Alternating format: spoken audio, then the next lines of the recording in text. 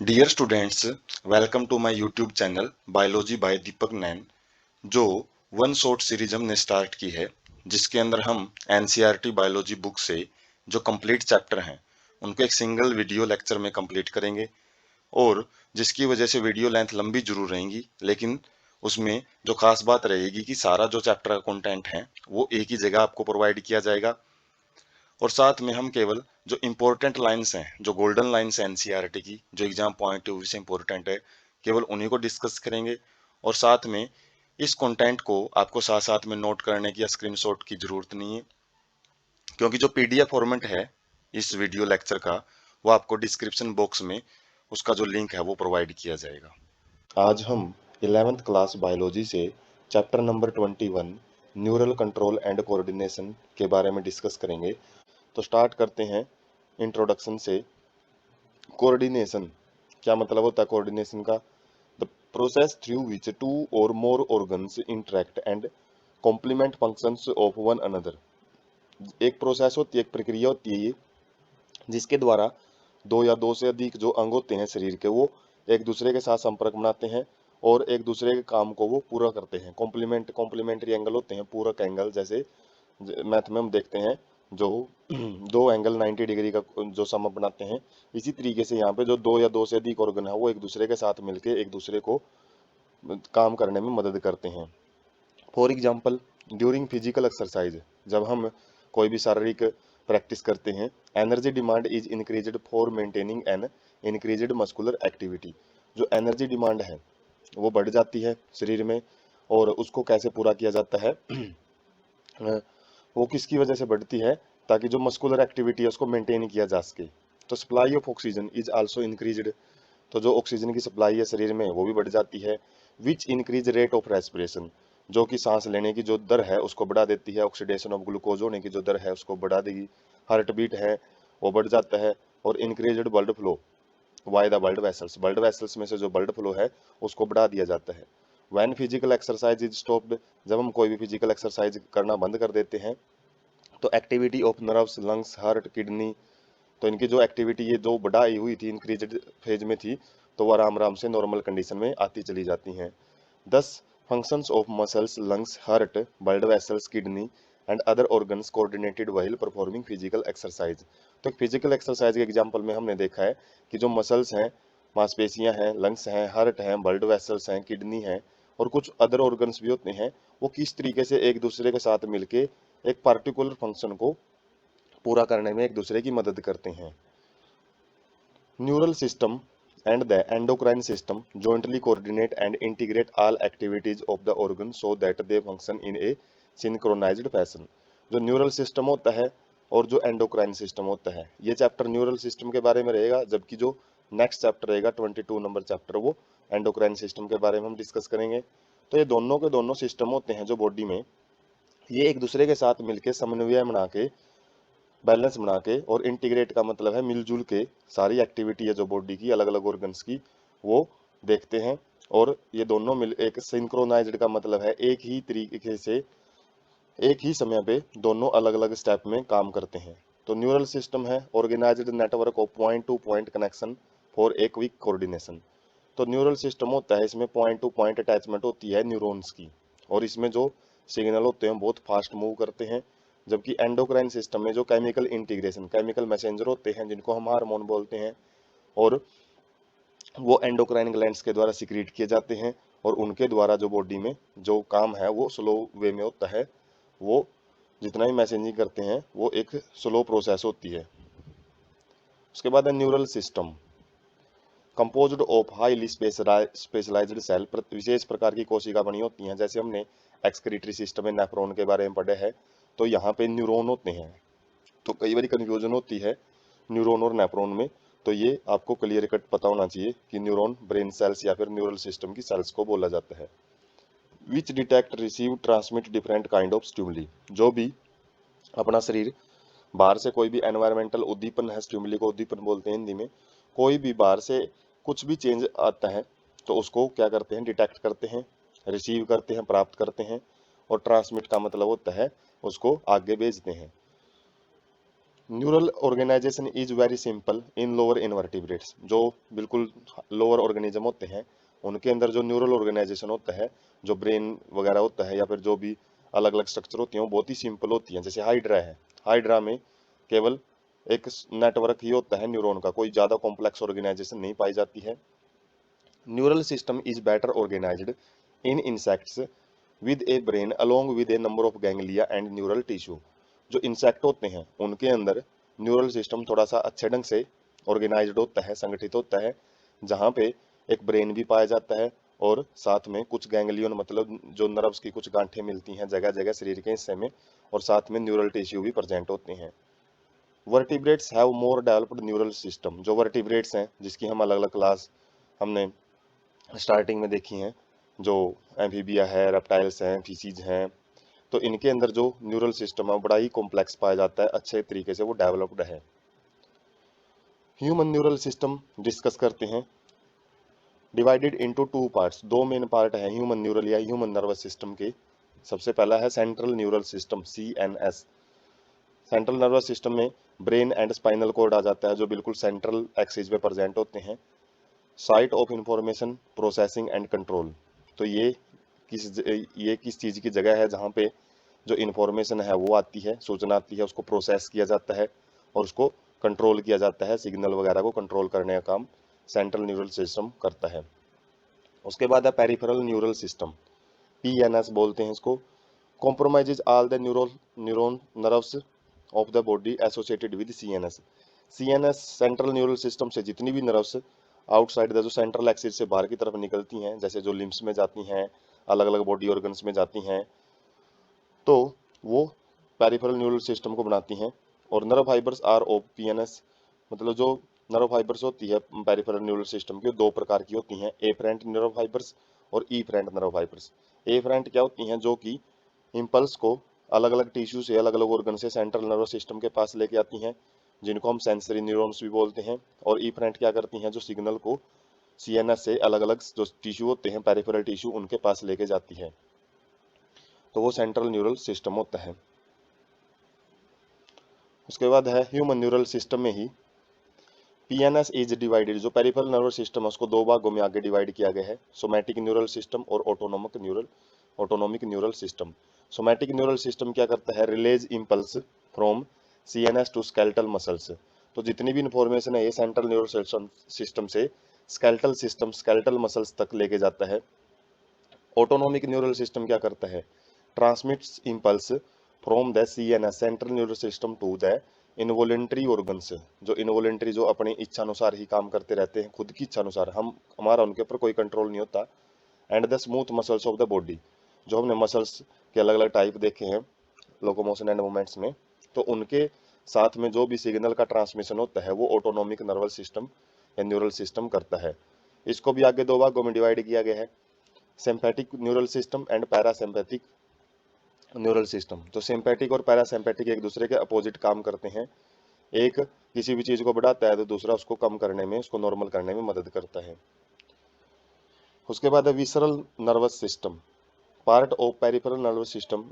Peripheral nervous system का ही type होता है, ये पार्ट होता है एक, जो कि जितनी भी जो nerves fibers ganglions and plexuses इनको बनाता है, जो क्या करते हैं, by which impulses travel from central nervous system to the viscera. Viscera मतलब इंटरनल ऑर्गन, मतलब जितने भी लीवर है, किडनी है, स्टमक है, तो उनके साथ में जो भी सिग्नल का आदान प्रदान किया जाएगा सेंट्रल न्यूरल सिस्टम के साथ, वो विसरल न्यूरल सिस्टम देखता है। तो सेंट्रल न्यूरल सिस्टम और जो अलग अलग ऑर्गन होते हैं बॉडी में, उनके बीच में जो कनेक्शन का काम करता है वो पेरिफेरल न्यूरल सिस्टम ही करता है। उसके बाद है जो नर्वस सिस्टम हमने देखा है, तो सेंट्रल नर्वस सिस्टम होता है ब्रेन एंड स्पाइनल कॉर्ड, और पेरिफेरल नर्वस सिस्टम जो कि ट्रांसमिट करता है सेंट्रल नर्वस सिस्टम का अलग अलग ऑर्गन्स के साथ। और हमने देखा जो ब्रेन है, स्पाइनल कॉर्ड है, इनके बारे में डिटेल हम जो सेकंड पार्ट है उसमें देखेंगे। और यहाँ से आप थोड़ा सा आइडिया इनके बारे में ले सकते हैं।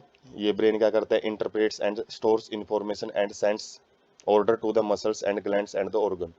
तो ब्रेन क्या करता है, इंटरप्रेट का मतलब है जो जांच पड़ताल करना और स्टोर करना इंफॉर्मेशन को, एंड जो ऑर्डर वगैरह होते हैं मसल्स के पास, ग्लैंड्स के पास और ऑर्गन के पास भेजता है। सेंट्रल प्रोसेसिंग यूनिट बोलते हैं इसको। और जैसे CPU होता है कंप्यूटर में, स्पाइनल कॉर्ड क्या करता है, एक पाथवे होता है ये, जो कि ब्रेन से सिग्नल को पूरे पेरिफेरल नर्वस सिस्टम के पास भेजने का काम करता है। ऑटोनोमिक नर्वस सिस्टम क्या होता है, autonomically regulate glands, internal organs and, autonomic मतलब ऑटोमेटिक होता है ये, जितना भी मतलब काम है अपने आप होते रहते हैं, उसमें ब्रेन का कोई ज़्यादा पार्टिसिपेट नहीं होता। सोमैटिक नर्वस सिस्टम में जो सेंसरी इंफॉर्मेशन है वो ली जाती हैं, उनको कंट्रोल किया जाता है स्केलेटल मसल्स को। तो जो ऑटोनोमिक नर्वस सिस्टम है उसमें पैरासिम्पेटिक और सिम्पेटिक होता है। Maintain body function under ordinary condition, serves energy.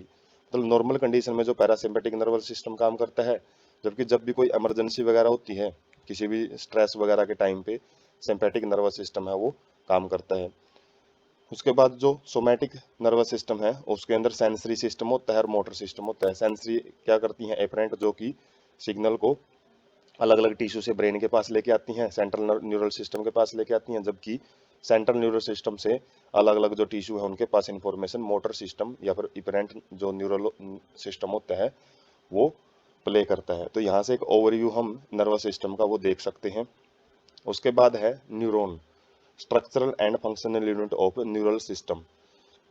तो जो सारा काम होता है बिल्कुल बेसिक लेवल पे ब्रेन के अंदर, चाहे स्पाइनल कॉर्ड के अंदर, तो वो सारा न्यूरॉन के द्वारा होता है। तो न्यूरॉन क्या है, microscopic structure composed of 3 major part. बिल्कुल ही एक सूक्ष्म स्ट्रक्चर होती है जिसको हम माइक्रोस्कोप में देख सकते हैं, और उसके 3 भाग होते हैं mainly, cell body, dendrites and axon. तो इन्हीं के बारे में देखते हैं। Cell body contain cytoplasm with typical cell organelles and certain granular bodies called Nissl granules. तो जो सेल बॉडी इसी के पास साइटोप्लाज्म होता है और कुछ ग्रैन्यूल्स प्रेजेंट होते हैं, मतलब कुछ दाने से प्रेजेंट होते हैं, जिनको निसल ग्रैन्यूल्स बोला जाता है।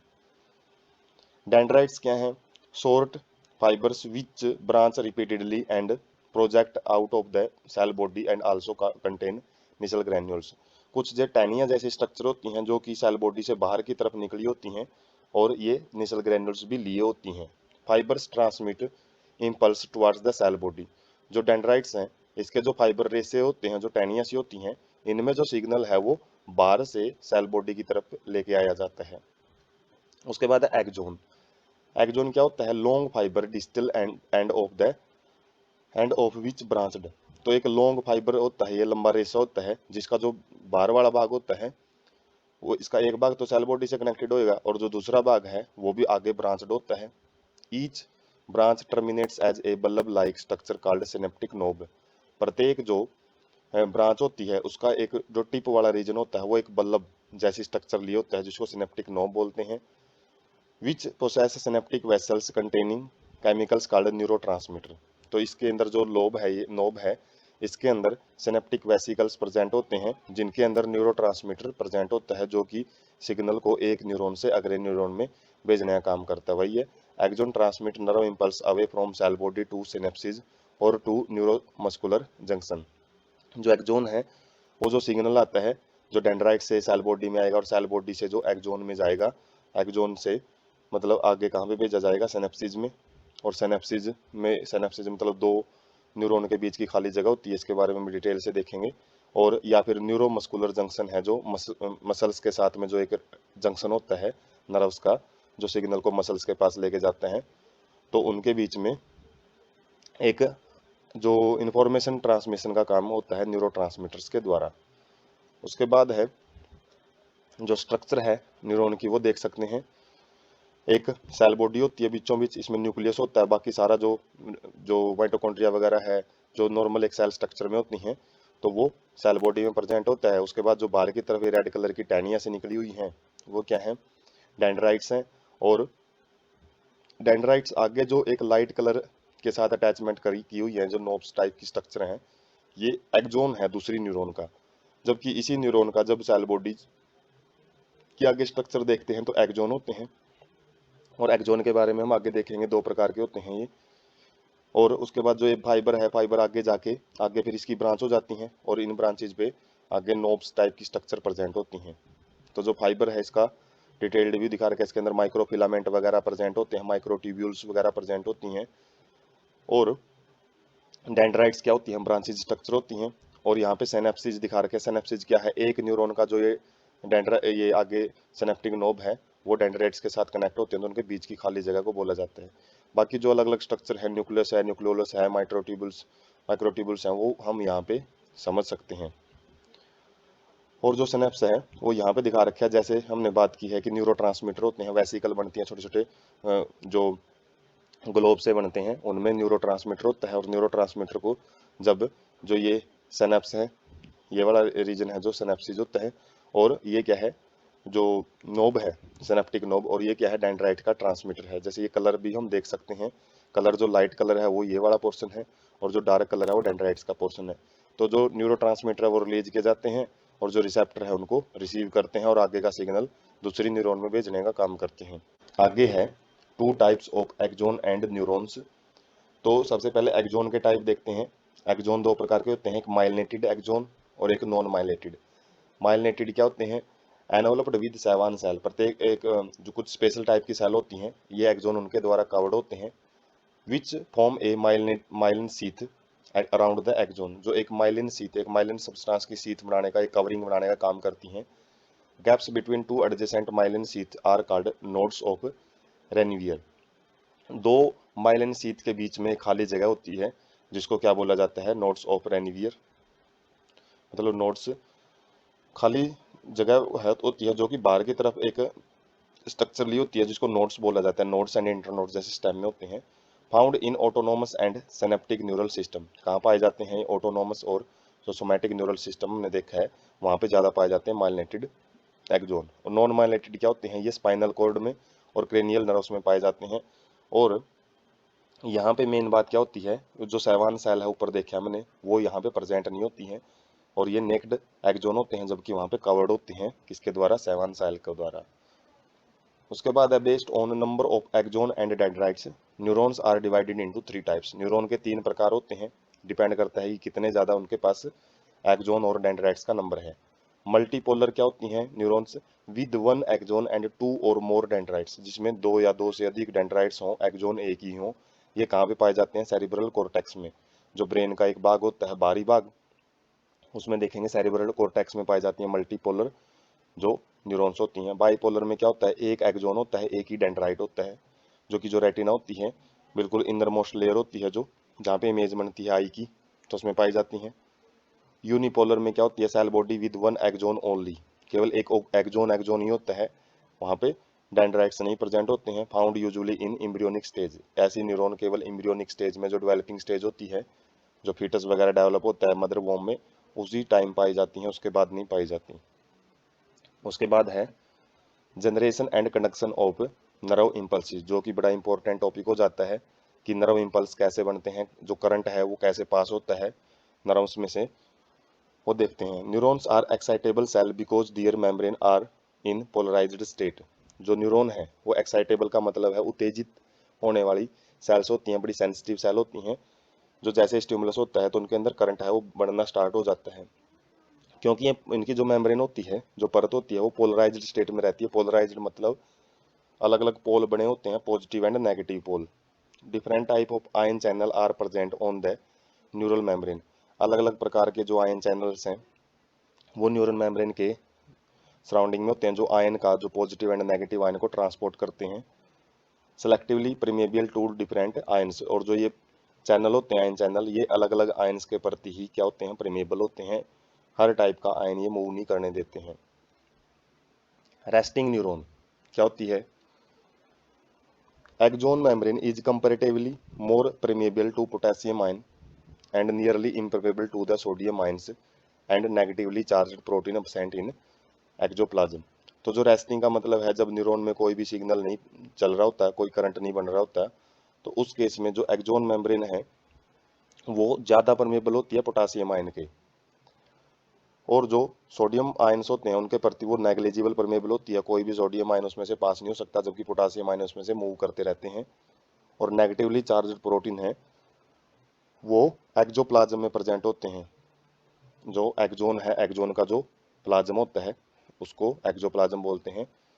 मतलब साइटोप्लाज्म जैसी स्ट्रक्चर होती है जो एक्सोन में प्रेजेंट होती है। Axoplasm inside axon contains high concentration of potassium ion and negatively charged protein and low concentration of sodium ion. जो एक्सोप्लाज्म है उसके अंदर जो कंसंट्रेशन है पोटासियम आयन की वो बहुत ज़्यादा होती है, क्योंकि जो पोटासियम आयन है, जैसे ऊपर देखा हमने, जो एक्सोन मेम्ब्रेन है वो बहुत ज़्यादा परमेबल है, जिसकी वजह से बाहर से पोटासियम आयन अंदर की तरफ आते रहेंगे, जबकि जो सोडियम आयन है वो उनकी कंसंट्रेशन कम बना के रखी जाती है, और कुछ नेगेटिवली चार्ज प्रोटीन है वो भी एक्सोप्लाज्म में ज़्यादा होते हैं।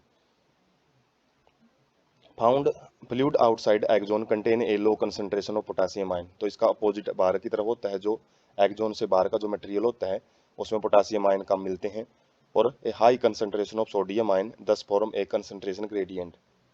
तो यहाँ पे हम देख सकते हैं अंदर की तरफ नेगेटिवली चार्ज होता है जो एक्सोन है, और बाहर की तरफ पॉजिटिवली चार्ज होता है। जो पोटासियम है वो बाहर की तरफ ज़्यादा बनाए रखे, जो सोडियम है बाहर की तरफ ज़्यादा बनाए जाते हैं, और जो पोटासियम की कंसंट्रेशन है वो बाहर की तरफ कम होती है। तो एक कंसंट्रेशन ग्रेडियंट का मतलब हाई चार्ज प्रेजेंट होता है, हाई चार्ज डिफरेंस प्रेजेंट होता है किसके अलोंग, जो एक्सोन है उसकी मेम्ब्रेन के अलोंग। Ionic gradient maintained by active transport of ions by sodium potassium pump which transports 3 sodium outwards for 2 potassium into the cells. तो आयनिक ग्रेडियंट है ये बना के रखा जाता है किसके द्वारा, सोडियम पोटासियम पंप होते हैं जो कि एक्टिवली ट्रांसपोर्ट करते हैं, मतलब एनर्जी यूज करके, एटीपी का यूज करके वो क्या करते रहते हैं, 3 पोटासियम को तो बाहर की तरफ छोड़ते रहेंगे और 2 सोडियम को अंदर की तरफ छोड़ते रहते हैं। अपने आप मेम्ब्रेन नहीं इन आयन को मूव करने देती, केवल जो स्पेशल टाइप के जो आयन चैनल होते हैं, सोडियम पोटासियम पंप होते हैं, वही ये काम करते हैं। पोलराइज्ड स्टेट क्या होती है, outer surface of axonal membrane possess a positive charge.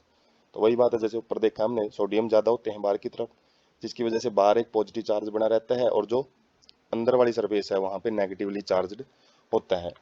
और जो पॉजिटिव और नेगेटिव चार्ज के बीच में जो डिफरेंस है उसी को पोलराइज्ड स्टेट बोला जाता है।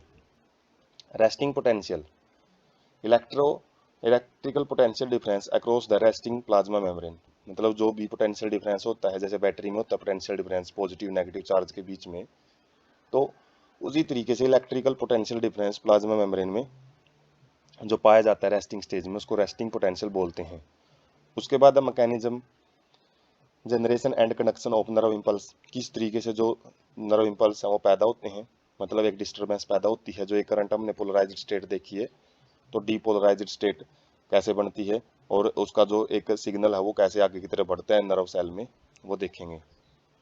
When a stimulus is applied at a site on polarised membrane at site A becomes freely permeable to the sodium ions। तो ए साइट बी साइट जो भी रहेंगी वो हम डायग्राम में देखेंगे। तो जैसे कोई भी स्टिमुलस नर्व सेल के पास आता है जो वो पोलराइज्ड स्टेट में है, तो एक वहाँ पे कंडीशन क्या हो जाती है, जो पहले जो एक्सोन मेम्ब्रेन है वो इम्परमेबल थी सोडियम आयन के प्रति, अब वो फ्रीली परमेबल हो जाती है, जिसकी वजह से रैपिड इनफ्लक्स, मतलब जो मूवमेंट है सोडियम आयन्स की वो अंदर की तरफ होना शुरू हो जाती है, क्योंकि बाहर सोडियम पहले से ही ज़्यादा है रेस्टिंग स्टेज में। By reversal of the polarity at this site.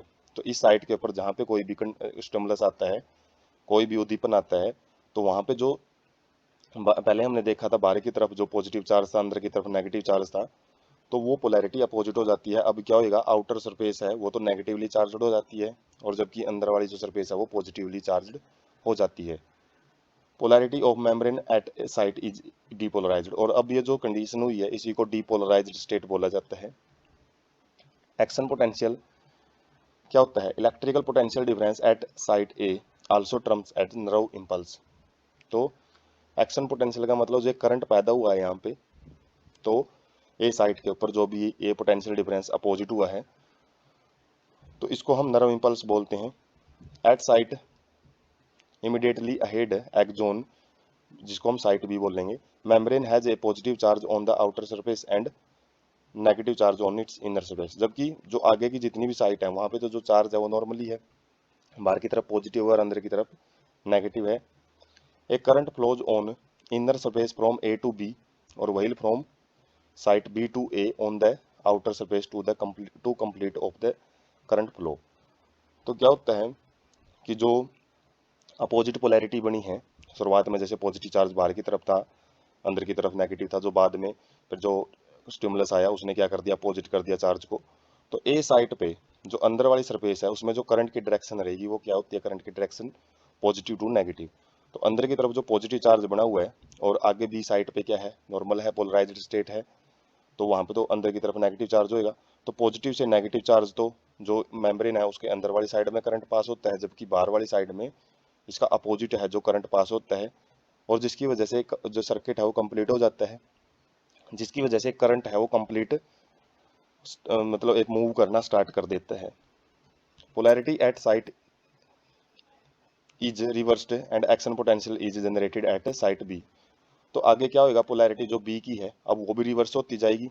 आगे के आगे जो ये पॉइंट है स्टार्टिंग में, जैसे ए पॉइंट पे जो पोलैरिटी रिवर्स हुई थी, आगे की आगे वो पोलैरिटी है आगे अलग अलग साइड पे रिवर्स होती चली जाएगी। और जो करंट है, एक्शन पोटेंशियल है, वो generated at A arrives at B. अब जो एक्शन पोटेंशियल पहले ए पे था वो बी पे आ जाएगा। Sequence is repeated along the length of the axon and impulse is conducted.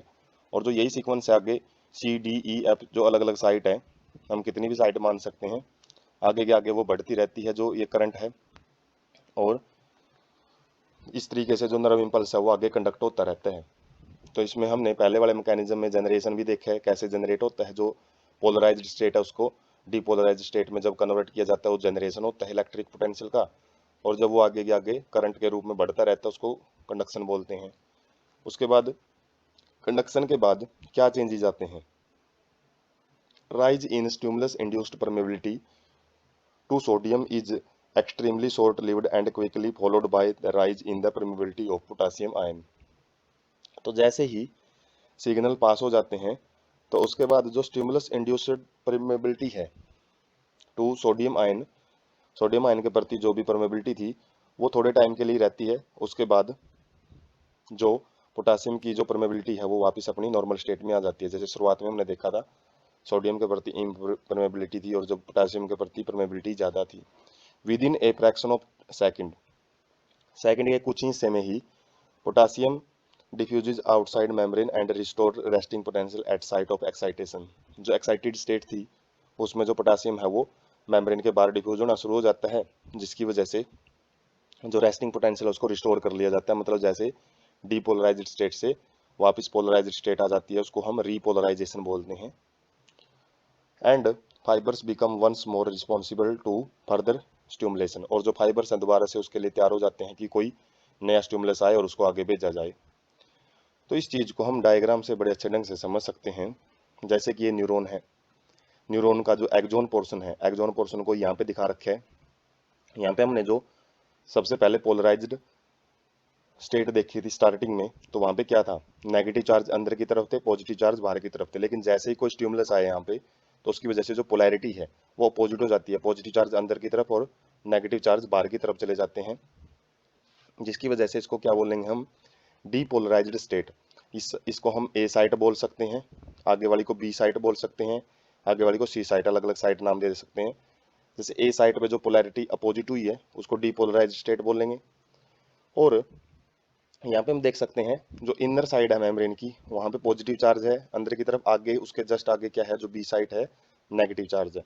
तो करंट है वो क्या करता है, पॉजिटिव से नेगेटिव मूव करता है, और बाहर इसकी अपोजिट पोलैरिटी है। जैसे यहाँ पे नेगेटिव चार्ज है तो ऊपर क्या है पॉजिटिव, और यहाँ पे पॉजिटिव है तो ऊपर नेगेटिव चार्ज है। तो बाहर की तरफ करंट कहाँ से कहाँ पास होएगा, बी टू ए, और यहाँ पे ए टू बी। तो ये सर्कल कंप्लीट हो जाता है, सर्किट जो इलेक्ट्रिक करंट का है, जिसकी वजह से करंट बनता है यहाँ पे। और जैसे ही ये इम्पल्स आगे पहुंचती है तो पोलैरिटी वहां पे भी कन्वर्ट हो जाती है, लेकिन यहाँ पे रीपोलराइजेशन स्टेट आ जाती है। मतलब जो स्टार्टिंग में पोलराइजेशन स्टेट थी, जो नेगेटिव चार्ज अंदर की तरफ था, पॉजिटिव चार्ज बाहर की तरफ, जैसे ही सिग्नल आगे बढ़ता है पुराने वाला सिग्नल अपनी नॉर्मल स्टेट में आ जाता है।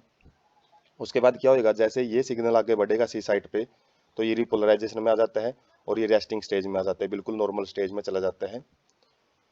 तो ये सिग्नल है, ये करंट है, आगे के आगे मूव करता रहता है, और इसकी वजह से जो एक्शन पोटेंशियल है वो आगे की डायरेक्शन में मूव करेगा। और हमेशा यूनिडायरेक्शनल मूवमेंट होता है कि जो डेंड्राइट्स हैं उससे हमेशा एक्सोन टर्मिनल की तरफ ही करंट है वो मूव होता है, वो कभी अपोजिट डायरेक्शन में नहीं आता। उसके बाद है जो हम देख सकते हैं किस तरीके से जो करंट है वो यहाँ पे मूव होते हैं। जैसे ये सेंसरी न्यूरॉन है, कोई भी करंट लेके आती हैं तो वो अलग अलग एक्सोन पोर्शन से अलग अलग न्यूरॉन्स के बीचों बीच आता है, और आगे के आगे ट्रेवल होता रहता है। जो ये चमक है वो हम देख सकते हैं न्यूरॉन्स की है, और ये बहुत सारी न्यूरॉन एक के साथ एक जुड़ी होती हैं, और आगे कहाँ पे आ रही हैं, ये जो भी ब्रेन का जो पोर्शन है उसके पास नर्व को सिग्नल को लेके आ रही हैं। जैसे यहाँ पे इस बच्चे को यदि कुछ भी यहाँ पे टच होता है, जैसे यहाँ पे कोई भी सिग्नल इसको मिलता है, तो वो सिग्नल कहाँ से कहाँ पहुँचता है, जैसे हम यहाँ से देख रहे हैं, और साथ में जो इसकी बाजू से होता हुआ जो ब्रेन के पास पहुँचता है, तो वो अलग अलग न्यूरॉन्स के जरिए ही वो पहुँचता है, और एक करंट के रूप में आगे के आगे बढ़ता रहता है। उसके बाद है जो यहाँ पे बात की गई थी, जो करंट है वो कैसे बढ़ता है। पहले पॉजिटिव चार्ज था बाहर की तरफ, अंदर नेगेटिव चार्ज था। ध्यान से यदि हम शुरुआत में देखें पॉजिटिव नेगेटिव, लेकिन जैसे ही करंट आया तो पोलैरिटी अपोजिट करता हुआ चला गया। ये कि जैसे पॉजिटिव है, अब देखना है पॉजिटिव चार्ज अंदर की तरफ होता रहता है, और ये करंट है वो आगे के आगे तरफ बढ़ता रहता है। बड़ी स्पीड में होती है reaction, with in fraction of second, एक सेकंड तो लगती भी नहीं है, बहुत ही स्पीड से आगे बढ़ती रहती है। तो ये जो करंट है वो देख सकते हैं किस तरीके से एकदम आगे की तरफ बढ़ता रहता है। जो एक नर्व से जो भी सिग्नल है वो इस एक्सोन के जरिए बहुत ही मतलब लाइट की स्पीड से बहुत आगे बढ़ते रहते हैं। और इस तरीके से देख सकते हैं जैसे शुरुआत में जो पॉजिटिव चार्ज बाहर की तरफ था, नेगेटिव चार्ज अंदर की तरफ, जैसे ही करंट आएगा वो देखो पोलैरिटी है वो पॉजिट करता हुआ जा रहा है, और एक साइड से आगे वाली साइड पे बढ़ता रहता है। तो इस तरीके से एक्सोन में हमने देखा है कि इस तरीके से जो एक साइड से दूसरी साइड में जो इम्पल्स हैं वो आगे पहुंचाए जाते हैं। और उसके बाद देखेंगे अब दो न्यूरॉन के बीच में कैसे जो ट्रांसमिशन होता है इम्पल्सिस का। सिनेप्सिस क्या होते हैं, सबसे पहले ये पता होना चाहिए।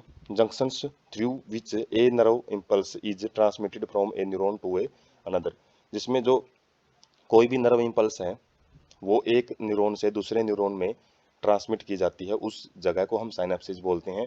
Formed by the membrane of pre synaptic neurons and post synaptic neurons. तो किससे बनती है ये, जो एक प्री सिनेप्टिक न्यूरॉन होती है और एक पोस्ट सिनेप्टिक न्यूरॉन, मतलब जो पहले होती है जिसके पास से सिग्नल आगे वाली न्यूरॉन के पास भेजे जाते हैं, तो एक सिनेप्स से पहले वाली न्यूरॉन को प्री सिनेप्टिक न्यूरॉन बोलते हैं, और बाद वाली न्यूरॉन को पोस्ट सिनेप्टिक न्यूरॉन बोला जाता है। विच मे और may not be separated by a gap called synaptic cleft. तो हो सकता है उनके बीच में गैप हो सकता है ना हो गैप। यदि गैप है तो सिनेप्टिक क्लेफ्ट बोलते हैं, और यदि गैप नहीं है, बिल्कुल अटैच्ड है वो, जो डेंड्राइट्स हैं वो किसके साथ अटैच होंगी, वो एक्सोन नोब के साथ, तो उसमें जो सिग्नल है वो फास्ट फास्ट मूव करते हैं। तो इसी बेस पे गैप और विदाउट गैप के बेस पे जो सिनेप्सिस है दो प्रकार के होते हैं, एक होता है इलेक्ट्रिकल सिनेप्सिस और एक होता है केमिकल सिनेप्सिस। तो इस स्लाइड में हम इलेक्ट्रिकल देखेंगे, अगले वाली में केमिकल सिनेप्स देखेंगे। तो इसमें क्या होता है, membrane of pre synaptic and post synaptic neurons are in very close proximity. मतलब इसमें मेम्ब्रेन होती हैं जो एक का जो एक्सोन नोब है दूसरे का डेंड्राइट्स है वो बिल्कुल पास पास प्रेजेंट होते हैं। मतलब प्रोक्सिमिटी का मतलब होता है पास पास प्रेजेंट होना। और electrical current can flow directly from one neuron into the another these. तो इसमें जो एक करंट आता जा रहा है एक न्यूरॉन से दूसरे न्यूरॉन में डायरेक्ट पास हो जाता है। Transmission electrical signals is similar to the impulse conduction along a single axon and transmission is always faster। तो इसके अंदर जो ट्रांसमिशन है उसी तरीके से होता है जैसे एक्सोन से में हमने एक साइड से दूसरी साइड पे ए से बी से सी इस तरीके से बढ़ता जा रहा है, उसी तरीके से यहाँ पे भी ट्रांसमिशन होता है। और इस प्रकार के जो सिनेप्सिस हैं वो बहुत कम पाए जाते हैं हमारे सिस्टम के अंदर, जबकि जो ज़्यादा सिनेप्सिस पाए जाते हैं वो केमिकल सिनेप्सिस। इसमें क्या होता है, membranes of pre and post synaptic neurons separated by a fluid filled space synaptic cleft।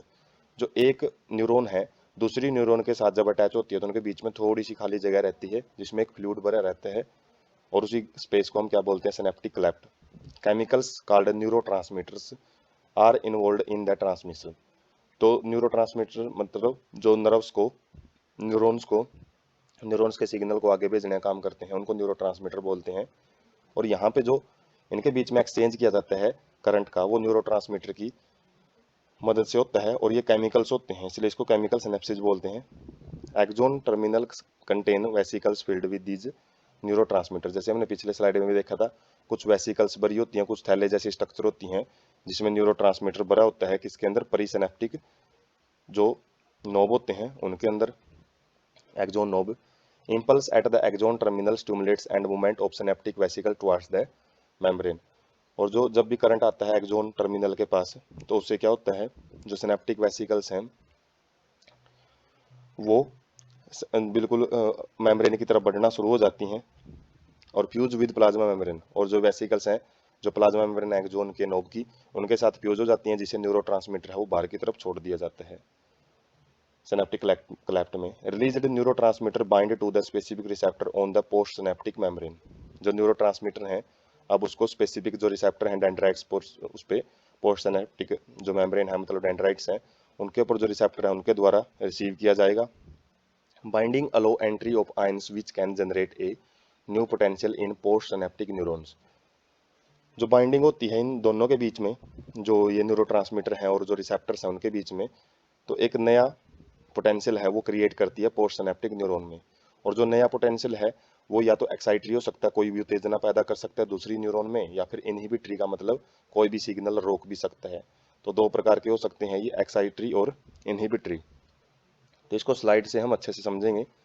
जैसे कोई भी सिग्नल आता है प्री सिनेप्टिक न्यूरॉन में तो वहाँ पे वेसिकल बनती है, वेसिकल से जो न्यूरोट्रांसमीटर है बाहर की तरफ रिलीज किए जाते हैं और अगले वाले के जो न्यूरॉन है उसका जो डेंड्राइट पोर्शन है उसके ऊपर रिसेप्टर होते हैं जो इसको रिसीव करते हैं। तो इसी प्रकार का जो करंट वहाँ से आ रहा था एक करंट यहाँ पे बन जाता है, इम्पल्स नेक्स्ट न्यूरॉन में चले जाते हैं। यहाँ पे हम और डिटेल से देख सकते हैं, जैसे कि यहाँ पे वेसिकल्स हैं और जो भी करंट आता है, एक करंट को लाइट उसमें दिखा रखे है लाइट रीजन में, और यहाँ पे रिसेप्टर्स हैं जो कि डेंड्राइट्स रीजन में प्रेजेंट होते हैं पोस्ट सिनेप्टिक मतलब बाद वाली न्यूरॉन में।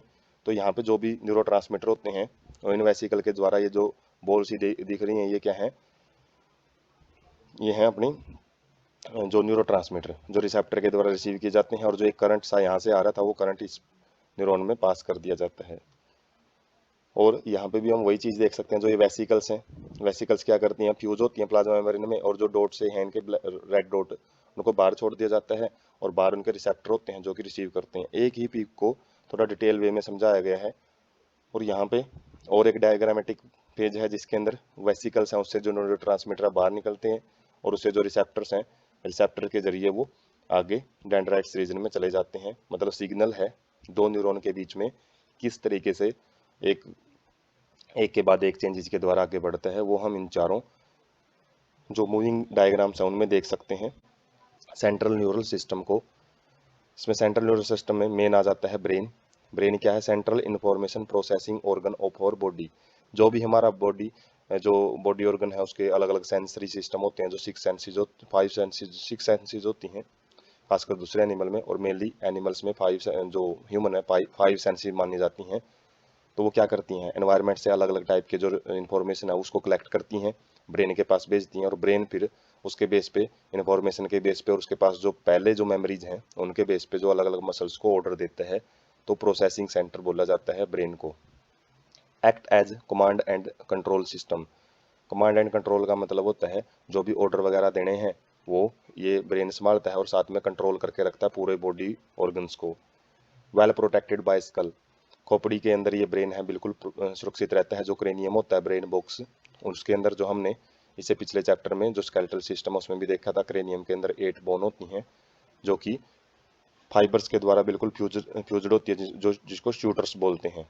Covered by cranial meanings consist of. Cranial meaning क्या होती हैं, अलग अलग परत होती हैं जो कि ब्रेन को प्रोटेक्ट करने का काम करती हैं। एक ड्यूरामेटर होती है जो बिल्कुल आउटर लेयर होती है, एक होती है एराक्नोइड जो कि वेरी थिन मिड लेयर होती है, और एक पाई मैटर होता है जो इनर लेयर होती है। तो अलग अलग लेयर के अलग अलग नाम होते हैं जो कि साथ में क्रेनियम तो प्रोटेक्शन करती है, साथ में लेयर्स हैं ये भी प्रोटेक्शन करती हैं।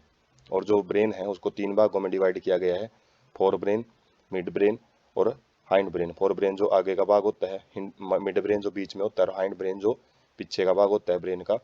फंक्शन क्या क्या करता है, कंट्रोल वॉलेंटरी मूवमेंट्स। जो ब्रेन है जितनी भी अच्छी क्रियाएं हैं जैसे हम चलना फिरना, जो लिखना बोलना, जितनी भी हम अपनी मन मर्जी से जितनी भी एक्टिविटी करते हैं तो वो क्या है, फंक्शन होते हैं ब्रेन्स का। बैलेंस ऑफ बॉडी, बॉडी का जो संतुलन है उसको बनाए रखता है। Functions of vital involuntary organs, जितने भी इनवॉलेंटरी ऑर्गन्स होते हैं जैसे किडनी हार्ट लंग्स जो अपनी मन मर्जी से काम करते हैं तो उनके भी फंक्शन को ब्रेन ही कंट्रोल करता है। थर्मो रेगुलेशन, जो भी बॉडी का टेम्परेचर बनाए रखना है वो ब्रेन का काम होता है। हंगर एंड थ्रस्ट सेंटर, मतलब जो भूख और प्यास लगती है वो भी ब्रेन का ही एक पार्ट होता है, हाइपोथैलेमस उसमें देखेंगे। और सर्कैडियन जो 20 hour rhythm of our body, जो कि 24 घंटे का जो साइकिल चलता रहता है, अलग अलग टाइम पे जो बॉडी रिस्पॉन्ड करती रहती है। जैसे मॉर्निंग में एक एक्साइटमेंट होती है, ज़्यादा एनर्जेटिक होती है बॉडी, उसके बाद जैसे जैसे दिन ढलता रहता है तो एनर्जी भी कम होती रहती है। तो वो डेली का एक रूटीन ही होता है। तो रूटीन में जो भी एक्टिविटी होती है बॉडी में उसको circadian रिदम बोला जाता है।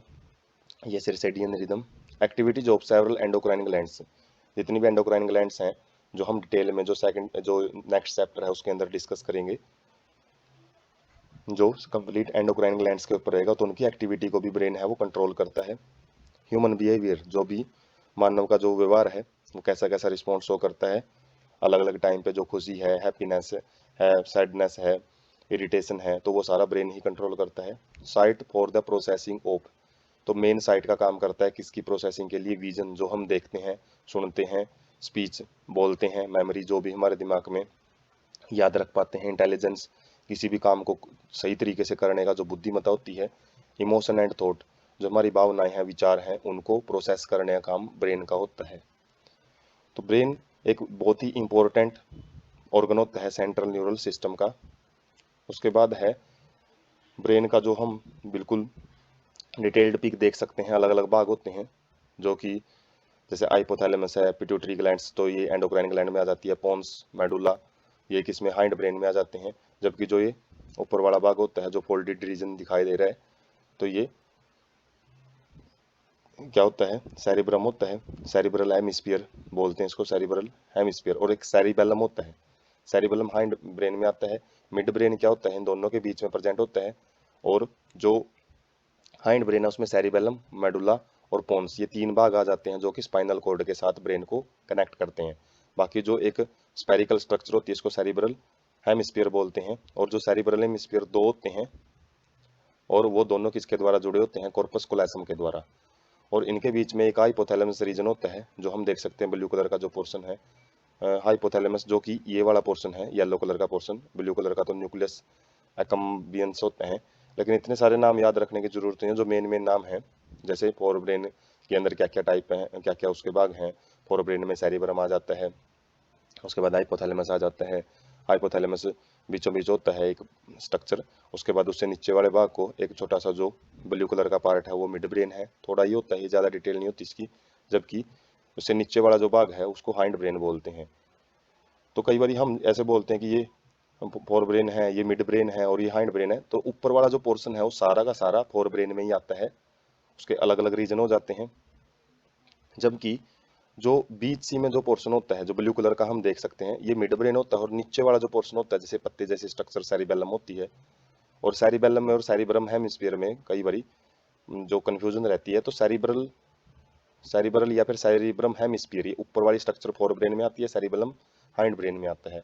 और ये सेरिब्रल कोर्टेक्स, कोर्टेक्स का मतलब होता है बाहर वाला रीजन, और बीच वाला जो रीजन होता है वो मेडुलरी रीजन होता है, सेंटर मोस्ट रीजन होता है जो ब्रेन का। तो ये अलग अलग लोब हम देख सकते हैं जो किसके लोब होते हैं फोर ब्रेन में, जैसे फ्रंटल लोब होता है बिल्कुल आगे वाला भाग, उसके बाद पैरिटल लोब होता है, उसके बाद ओसिपिटल लोब होता है। ये सारे सेरिब्रल जो हेमिस्फीयर है उसके भाग होते हैं। और सेरिब्रल हेमिस्फीयर किसके द्वारा जुड़ा होता है, बहुत बार पूछा जाता है, कॉर्पस कोलोसम के द्वारा, जो कि एक पॉइंट ऑफ अटैचमेंट होता है दोनों हेमिस्फीयर के बीच में। और उसके बाद नीचे से हम देख सकते हैं जो central canal of spinal cord, नीचे से स्पाइनल कॉर्ड है वो राइज होती है कहाँ से, मेडुला ओब्लागेंटा से। तो यहाँ से हम एक डिटेल्ड व्यू ले सकते हैं ब्रेन का। उसके बाद है सबसे पहले हम फोर ब्रेन के बारे में पढ़ेंगे जिसको सेरिब्रम भी बोला जाता है, डाइनस्पेलम भी बोला जाता है। Major part of human brain, जो ह्यूमन ब्रेन है उसका सबसे ज़्यादा भाग है वो फोर ब्रेन ही बनाता है। A deep cleft dividing into two halves, left and right cerebral hemisphere. एक क्लेफ्ट का मतलब होता है एक बहुत ही गहराई, एक डेप्थ रीजन, एक हम बोल सकते हैं ग्रूव, जो कि फोर ब्रेन को दो हिस्सों में डिवाइड कर देता है, जिसको हम लेफ्ट और राइट सेरिब्रल हेमिस्फीयर बोलते हैं। हेमिस्फीयर मतलब क्योंकि अर्धगोलाकार स्ट्रक्चर होती है इसलिए हेमिस्फीयर बोला जाता है।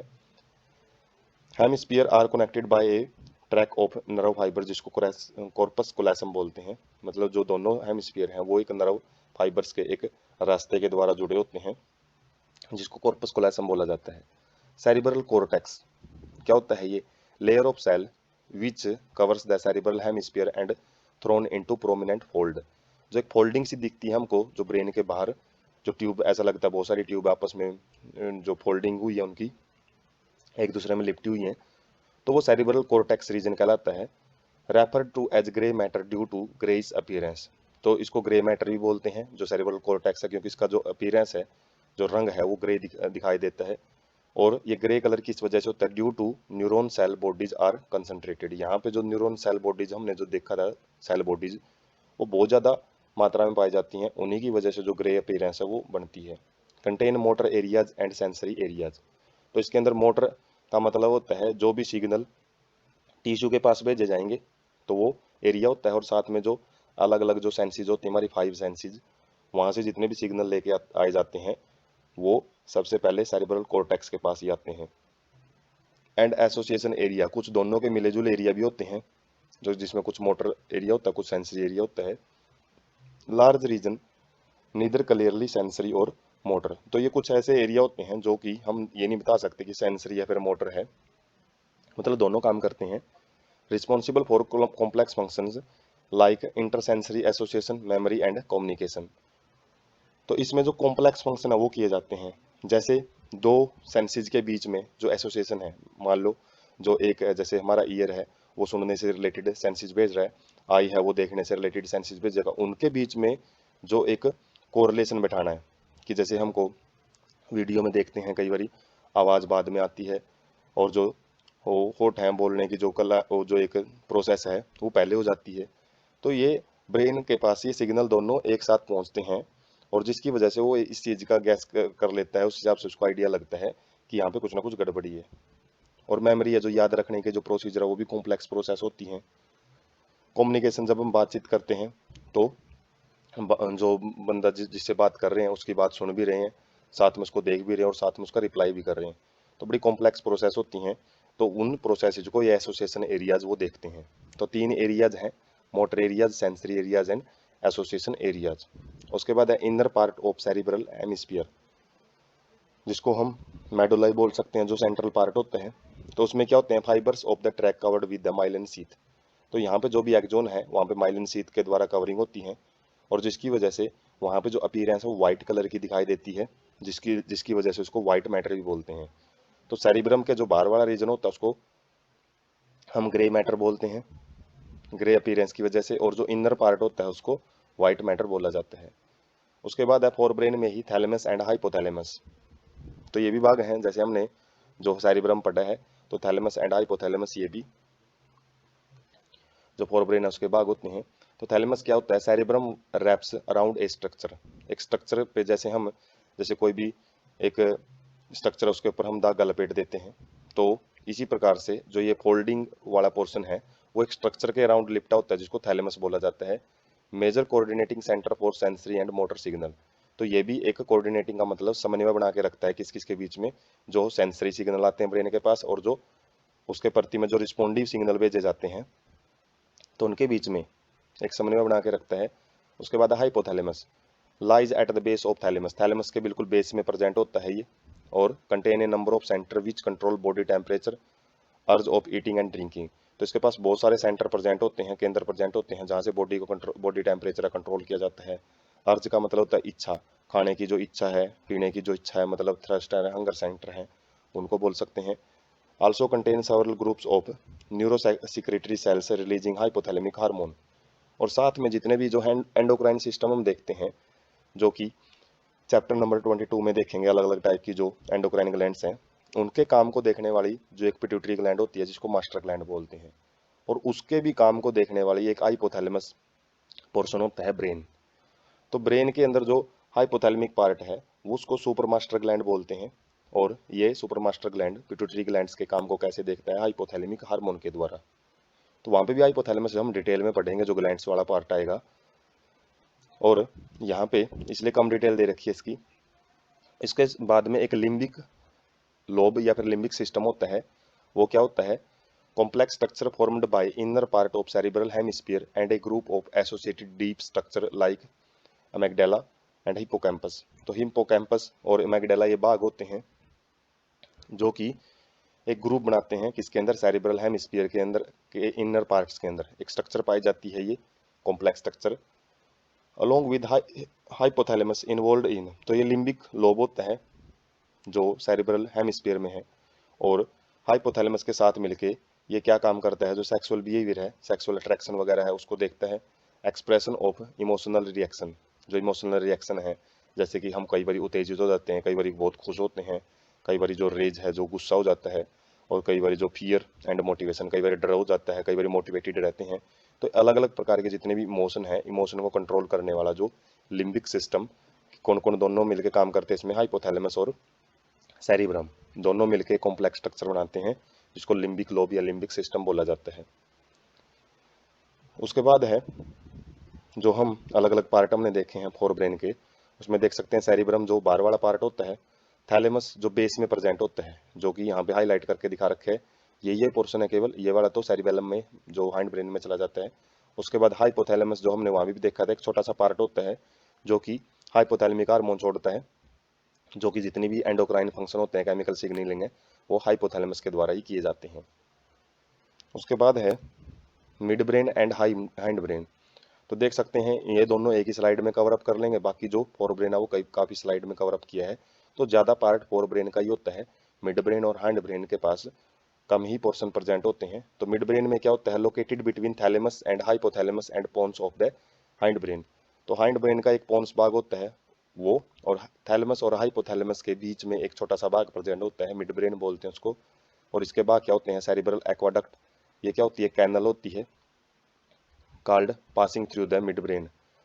तो सारी एक कैनल होती है जो कि मिड ब्रेन से बिल्कुल बीचों बीच क्रॉस कर रही होती है मिड ब्रेन को, कोर्पोरा क्वार्टिजिम्ना। ये क्या होता है, four round swelling lobes in the dorsal portion of the mid brain. Mid brain के जो जो बैक वाली साइड होती है, उस साइड में चार स्वेलिंग्स मतलब चार लोब प्रेजेंट होते हैं, जिसको कोर्पोरा क्वाड्रिजिम्ना बोलते हैं। उसके बाद हाइंड ब्रेन। हाइंड ब्रेन में मेनली तीन भाग होते हैं, pons, cerebrum and medulla oblongata. Pons क्या होते हैं, consist of fiber tract interconnected different region of brain. Brain के अलग अलग भाग को जोड़ने वाले एक ट्रैक का मतलब रास्ते का काम करते हैं ये। सेरिबेलम क्या होता है, वेरी कन्वोलेटेड मतलब बहुत ही उलझी हुई एक सरफेस होती है, provide additional space for the many neurons. जो अलग अलग न्यूरॉन्स होती हैं उनके लिए एक खाली जगह बनाए रखने का काम करती हैं, मतलब पैकिंग का काम करता है कुल मिला के। Medulla connect brain to the spinal cord. Medulla जो ब्रेन है, ब्रेन को स्पाइनल कॉर्ड से जोड़ता है, जैसे हमने शुरुआत वाली पिक में भी देखा था। और कंटेन सेंटर, इसके पास अलग अलग सेंटर होते हैं, जो कि रेस्पिरेशन है, कार्डियोवास्कुलर रिफ्लेक्स है, मतलब कार्डियोवास्कुलर रिफ्लेक्स का मतलब जो हार्ट बीट है वो कैसे रेगुलेट की जाती है। गैस्ट्रिक सिक्रीशन है, जो भी हमारे डाइजेस्टिव सिस्टम के अंदर अलग अलग एंजाइम सिक्रीट किए जाते हैं स्टमक के द्वारा, तो उनको कंट्रोल करने वाला जो सेंटर होता है वो मेडुला के पास होता है। कहने का मतलब जितने भी इनवोलेंट्री या विसरल ऑर्गन होते हैं उनके काम को, हालांकि वो ऑटोमेटिक काम करते रहते हैं, लेकिन उनके काम को मेडुला रीजन है हाइंड ब्रेन का वो देखता है। इसलिए बोलते हैं कि जो बैक साइड में होता है ये बेस साइड में, तो इसको छोटा दिमाग भी बोला जाता है, क्योंकि जो इंपॉर्टेंट ऑर्गन होते हैं विसरल ऑर्गन, उसको हाइंड ब्रेन के जो मेडुला ओब्लोगेंटा है वही ज़्यादातर देखता है। उसके बाद एक ब्रेन स्टेम, ये क्या होता है, formed by mid brain and pons and the medulla oblongata. मतलब पोन्स, मेडुला ओब्लोगेंटा और मिड ब्रेन से मिलके एक स्ट्रक्चर बनती है, जो कि ब्रेन और स्पाइनल कॉर्ड को जोड़ने का काम करती है, इसलिए इसको ब्रेन स्टेम बोलते हैं। जैसे स्टेम क्या होता है, जो रूट को जो एरियल पार्ट है उसके साथ जोड़ने का काम करता है, इसी प्रकार से रूट क्या है, हम सोच सकते हैं जो स्पाइनल कॉर्ड है वो रूट है, पूरी बॉडी में फैली हुई है, और जो ब्रेन है वो क्या है, एक सबसे टॉप मोस्ट रीजन है, और उसके बीच का जो कनेक्शन है, स्टेम है, वो क्या होता है, एक इन तीन भाग से मिलकर बनता है, mid brain, pons and medulla oblongata से। उसके बाद है यहाँ पे हम देख सकते हैं अलग अलग जो पार्ट हैं, मिड ब्रेन बिल्कुल थोड़ा सा पोर्शन प्रेजेंट होता है, उसके बाद पोन्स है, उसके बाद मेडुला ओब्लोगेंटा है। ये तीनों भाग क्या करते हैं, ब्रेन स्टेम को बनाते हैं, क्योंकि ये ब्रेन को स्पाइनल कॉर्ड से जोड़ते हैं। और एक एक्स्ट्रा भाग साइड में एक पत्ते जैसी स्ट्रक्चर होती है, जिसको हम क्या बोलते हैं, सेरिबेलम बोलते हैं। तो ये जो स्ट्रक्चर है, ऊपर फोर ब्रेन की स्ट्रक्चर तो हमने देख ही ली थी डिटेल में, तीन भाग होते हैं उसके। तो ये हाइंड ब्रेन और मिड ब्रेन के अलग अलग भाग हैं इस पिक के अंदर। उसके बाद है reflex action and reflex arc, ये भी बड़ा ही इंपॉर्टेंट टॉपिक होता है। तो entire process of response to peripheral nervous stimulation occurring involuntary. तो जितनी भी प्रोसेस होती हैं किसकी, पेरिफेरल नर्वस सिस्टम की, जैसे हमने ऑटोनॉमिक नर्वस सिस्टम देखा था, तो उसकी खासकर जो ज़्यादातर प्रोसेस हैं वो इनवॉलेंट्री होती हैं, हमारी बिना इच्छा के ही होती हैं, अपने आप हो जाती हैं। जैसे कि sudden withdrawal of body part which comes in contact with object that are extremely hot, cold, pointed और एनिमल दैट आर स्केरी और पॉइजनस। तो यदि हमारा बॉडी ऑर्गन, कोई भी बॉडी पार्ट कभी किसी भी बहुत ही ज़्यादा गर्म चीज़ के कॉन्टैक्ट में आता है या फिर कोई नुकीली चीज़ है उसके टच में आता है, हमारा ध्यान नहीं है, हमारा ध्यान नहीं होना चाहिए, उस टाइम की बात कर रहा है ये।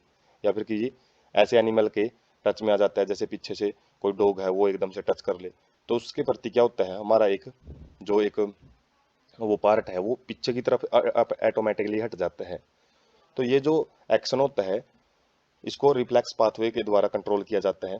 तो रिफ्लेक्स पाथवे क्या होता है, comprises one efferent neuron.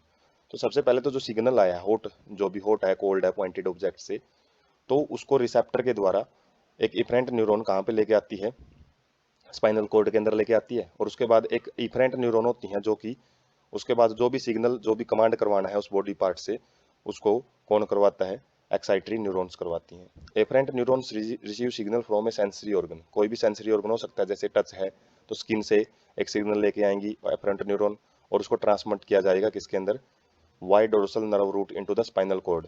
Dorsal nerve root एक स्ट्रक्चर होती है जिसके द्वारा स्पाइनल कॉर्ड में सिग्नल एंटर होता है। और इफरेंट न्यूरॉन क्या करेगी, सिग्नल लेगी किससे, सेंट्रल नर्वस सिस्टम से, मतलब स्पाइनल कॉर्ड से, किसके पास, इफेक्टर के पास। Stimulus and response then form a reflex. और जो भी एक सिग्नल आया है उसके बाद वो सिग्नल गया है, तो स्पाइनल कॉर्ड में ही इस एक्शन को कर लिया जाता है, इसमें ब्रेन का कोई भी रोल नहीं होता। क्योंकि यदि सिग्नल को ब्रेन के पास पहुंचाया जाए तो टाइम लग सकता है, टाइम डिले हो सकता है, उसके बीच में जो बॉडी ऑर्गन है वो डैमेज तक हो सकता है। इसलिए यहाँ पे केवल स्पाइनल कॉर्ड का ही वो काम देखा जाता है।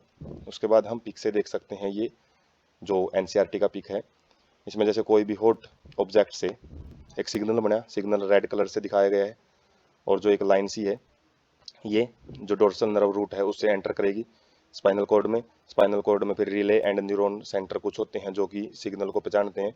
उसके बाद यहीं से जो सिग्नल है, जो कमांड है, वो मसल्स के पास भेज दी जाती हैं, और मसल्स क्या करती हैं, एकदम से हाथ को पीछे हटा लेती हैं। तो यहाँ पे जो स्पाइनल कॉर्ड है, ये स्पाइनल कॉर्ड का जो खासकर एक ही जो वर्टिब्रा है उसके अंदर की स्ट्रक्चर दिखा रखी है। और यहाँ पे ब्रेन के पास कोई भी मैसेज हालांकि बाद में जरूर जाता है, लेकिन शुरुआत में जो एक्शन लेना है, एक्शन के बारे में ब्रेन से कोई भी ऑर्डर वगैरह उसकी वेट नहीं किया जाता, क्योंकि उसके लिए टाइम डिले हो सकता है। और यहाँ पे हम देख सकते हैं, जैसे ये एक हैमर है, तो हैमर जैसे ही टच करता है यहाँ पे तो एक सिग्नल है वो बनता है, और सिग्नल जैसे ही ये देखो, ये सिग्नल यहाँ से ट्रांसमिट किया जा रहा है, स्पाइनल कॉर्ड के पास आएगा, और स्पाइनल कॉर्ड से जो आगे की तरफ यहाँ पे एक जो न्यूरॉन रिले सेंटर है वहाँ पे आएगा, और उसके बाद वापस मसल्स के पास भेज दिया जाता है। और मसल्स क्या करती हैं, फिर जो भी मूवमेंट करवानी है हाथ की या फिर पैर की, वो मूवमेंट ये मोटर न्यूरॉन्स होती हैं, और जिससे पैर है वो मूव करता है। तो जो मूवमेंट है उसको कौन देखता है, ये रिफ्लेक्स, एक जो रिफ्लेक्स एक्शन भी बोलते हैं इसको, रिफ्लेक्स आर्क भी, क्योंकि यहाँ पे एक आर्क बनती है। आर्क जैसे हम पढ़ते हैं मैथ में, एक जो सर्कल का पार्ट होता है तो एक आर्क बनती है, और उसी आर्क की वजह से इसको रिफ्लेक्स आर्क या फिर रिफ्लेक्स एक्शन नाम दिया जाता है। सेंस ऑर्गन से, तो सेंस ऑर्गन में सबसे पहले आ जाता है वो ऑर्गन्स जो कि ज्ञानेंद्रिय जिसको बोलते हैं, जो हमको अपने एनवायरनमेंट के प्रति जो भी अलग अलग इन्फॉर्मेशन होती है उसके प्रति जागरूक करते हैं। जैसे सबसे पहला सेंस ऑर्गन है नोज, नाक। तो इसके अंदर क्या होता है, contain mucus coated olfactory receptors for receiving sense of the smell. Olfactory का मतलब होता है जो स्पेशली सेंस के लिए बने होते हैं। तो म्यूकस से कवर होते हैं ये, एक चिपचिपा पदार्थ होता है जो कि नमी बनाए रखता है वहाँ पे, और उस नमी के अंदर ही जो अलग अलग टाइप की जो स्मेल होती है उसके जो सिग्नल हैं वो गुड़ते हैं, और उससे एक डायरेक्ट सिग्नल ब्रेन के पास जाता है। तो made up of olfactory epithelium that consist of 3 kinds of cell. Epithelium का मतलब जो सबसे ऊपरी परत होती है, ओल्फैक्टरी एपिथेलियम बोलते हैं उसको। ओल्फैक्टरी मतलब जो गंध से रिलेटेड काम देखती हैं, और इसकी 3 टाइप की यहाँ पे सेल पाई जाती हैं। Neurons of olfactory epithelium extend from outside environment directly into a pair of broad bean shaped olfactory bulb. तो यहाँ पे जो न्यूरॉन्स हैं ओल्फैक्टरी एपिथेलियम की, वो डायरेक्ट एनवायरनमेंट के टच में होती हैं, और directly into a pair of broad bean shaped olfactory bulb. और यहाँ पे जो स्ट्रक्चर है वो बीन शेप्ड का मतलब है जो सोयाबीन होता है उस टाइप की स्ट्रक्चर के रूप में। एनवायरनमेंट जो एक्सटर्नल एनवायरनमेंट है, जैसे हम सांस लेते हैं तो सांस डायरेक्ट इन जो नोब्स हैं, ये बल्ब हैं, उनके साथ में डायरेक्ट टच में आता है। Where are the extension of the brain's limbic system. तो जो ये ओल्फैक्टरी बल्ब है, ये लिम्बिक सिस्टम जो हमने डिस्कस किया था उसका एक एक्सटेंडेड रूप होता है। मतलब जो भी सिग्नल है वो डायरेक्ट लिम्बिक सिस्टम के पास लेके जाए जाते हैं, यहाँ से जिस भी टाइप की गंध है उसके सिग्नल। उसके बाद है टंग, सेकंड जो सेंस ऑर्गन है, detect taste through taste bud. तो पैपिलरी रीजन होते हैं टंग के ऊपर, तो उनके पास टेस्ट बड्स होते हैं। बड्स का मतलब मुकुलन जैसी स्ट्रक्चर होती हैं, वो क्या करते हैं, अलग अलग जो फूड का जो टेस्ट होता है उसको डिटेक्ट करते हैं। कंटेनिंग गैस्ट्री रिसेप्टर, गैस्ट्री का मतलब जो टंग से रिलेटेड रिसेप्टर होते हैं, जैसे ऊपर ओल्फैक्टरी था, यहाँ पे टेस्ट रिसेप्टर को हम गैस्ट्री रिसेप्टर भी बोलते हैं। With each taste of the food or sip of drink brain integrates differential input from taste bud and complex flavour is perceived. तो with each taste of the food, प्रत्येक जो हम खाना कोई भी टेस्ट लेते हैं या फिर कोई भी ड्रिंक पीते हैं, सिप का मतलब एक घूंट हम पीते हैं, brain integrates differential inputs from the taste bud, taste bud से जो भी इंफॉर्मेशन है उसको वो क्या करता है, अलग अलग संभालता है कि टेस्ट है वो अलग अलग पता लगाता है कि पहले जो चीज़ खाई है उसका टेस्ट अलग है, बाद में अलग टेस्ट है। और एक कॉम्प्लेक्स फ्लेवर है वो परसीव किया जाता है, मतलब एक किसी भी फूड से अलग अलग टेस्ट के जरिए एक फ्लेवर है, एक वो मतलब जो टेस्ट का कॉम्बिनेशन होता है उसको फ्लेवर बोल सकते हैं, तो उसका पता लगाया जाता है। उसके बाद है chemical senses of gustation taste and olfactory smell. जो दोनों के दोनों ये ओल्फैक्टरी और जो गैस्टेशन रिसेप्टर होते हैं, उनका काम करने का एक ही जैसा तरीका होता है, फंक्शनली सिमिलर एंड इंटररिलेटेड, दोनों एक जैसे ही काम करते हैं, क्योंकि फ्लेवर का पता हमको गंध से ही पता लग जाता है और साथ में जब टेस्ट करते हैं तो उससे पता लग जाता है। बोथ डिटेक्ट डिजोल्व्ड केमिकल, दोनों के दोनों क्या करते हैं, गुले हुए केमिकल्स को पता लगाते हैं। जैसे खाने में कोई भी गुला हुआ केमिकल है या फिर एयर में जो कोई भी गुले हुए केमिकल्स हैं उनको पता लगाते हैं, और दोनों की जो सरफेस है वो मॉइस्ट रहती है। जैसे यहाँ पे म्यूकस के द्वारा कोटेड होता है और यहाँ पे जो लार होती है माउथ के अंदर वो लगातार जो टंग है उसको कवर अप करते रखती है। और यदि ये दोनों चीज़ ना हो, ना म्यूकस हो ना लार हो, तो हम किसी भी टाइप का टेस्ट का पता नहीं लगा सकते। तो मेन जो हमने दो सेंस ऑर्गन देखे हैं, उसके बाद है नेक्स्ट सेंस ऑर्गन जो कि आई है, जिसके बारे में हमने कंप्लीट डिस्कशन करना है। Paired I located in sockets of the skull orbit. तो जो आईज हैं वो पेयर में पाई जाती हैं, स्पेरिकल होती हैं, और ये कहाँ पे फिट बैठती हैं, ऑर्बिट्स।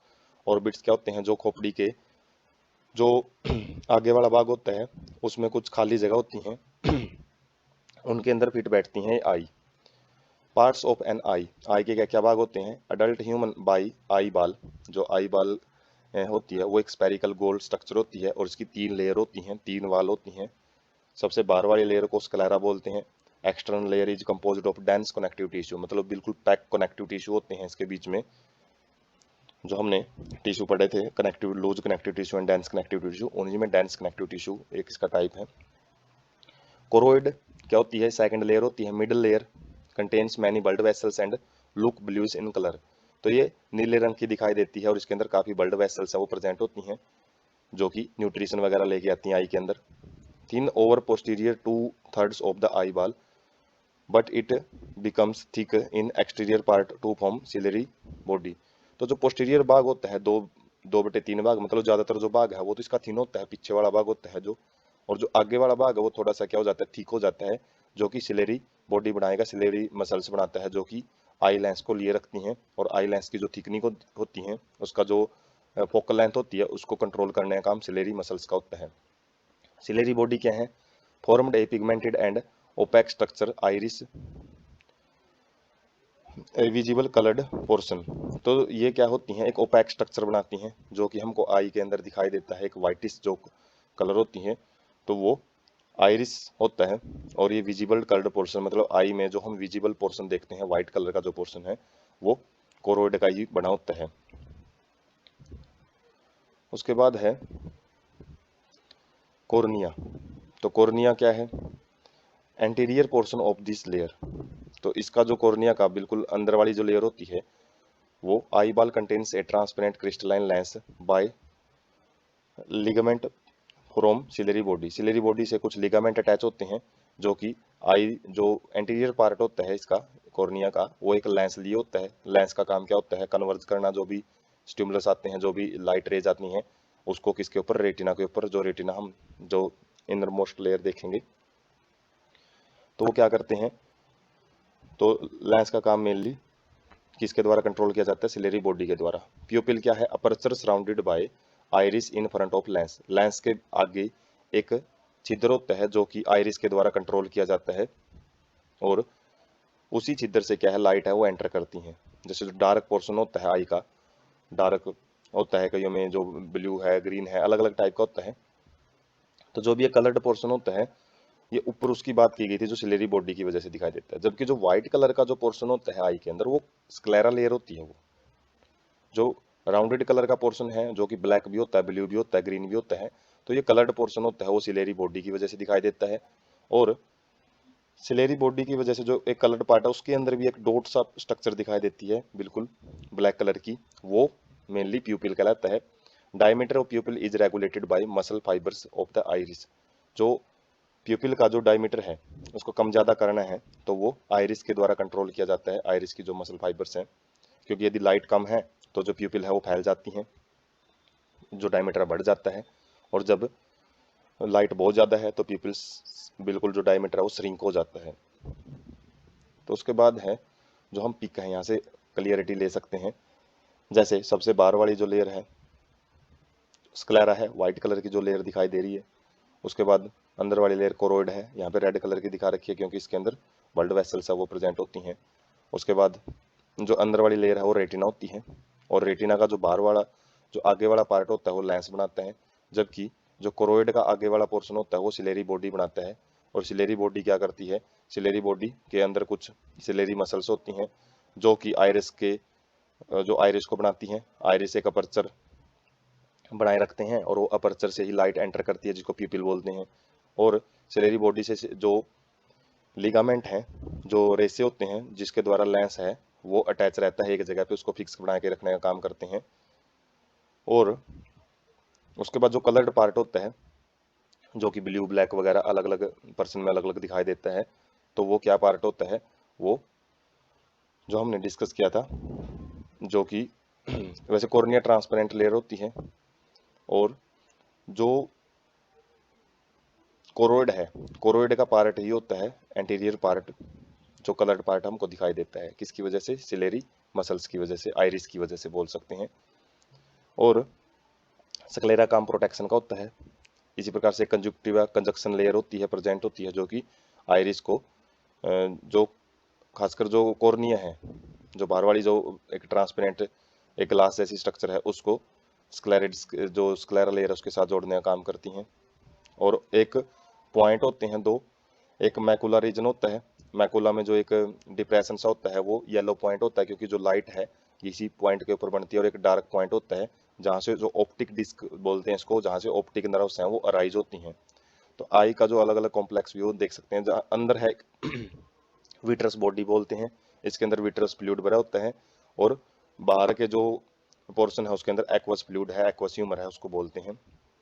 और ये जो ह्यूमर है, मतलब जो फ्लूइड भरा होता है आई के अंदर, इनका काम भी जो अलग अलग लाइट रेज आती हैं जो कि इस प्यूपिल से एंटर करती हैं, उनके द्वारा उनको क्या किया जाता है? एक पॉइंट पे ऊपर कन्वर्ज किया जाता है। और जो ब्लड वेसल्स है उनका हम देख सकते हैं कि इस तरीके से वो आई के अंदर फैली होती हैं। उसके बाद है इनर रीजन ऑफ आई। आई के अंदर वाला जो रीजन है वो क्या होता है? रेटिना होती है। रेटिना के अंदर 3 लेयर्स ऑफ न्यूरल सेल्स, 3 प्रकार की जो 3 परतों में न्यूरल सेल प्रेजेंट होती हैं, ganglion cell, bipolar cell and photo receptor cell. तो 3 प्रकार की सेल पाई जाती हैं यहाँ पे। 2 type of photo receptor cell, rods and cone. जो लाइट को रिसीव करती हैं 2 प्रकार की सेल होती हैं, rod cell and cone cell. और जो कोन सेल हैं ये क्या करती हैं? Light sensitive protein called photo pigments. तो इनके पास क्या होता है? लाइट सेंसिटिव प्रोटीन प्रेजेंट होता है, जो कि लाइट से रिलेटेड जितनी भी सेंसिटिविटी है, लाइट की इंटेंसिटी वगैरह है, उसके अंदर जो भी अलग अलग वेवलेंथ है, फोटो पिगमेंट्स हैं, रंग हैं, वो हमको पता लगते हैं कोन सेल से। और ये डे में एक्टिव होती हैं क्योंकि डे में ही लाइट प्रेजेंट होती हैं।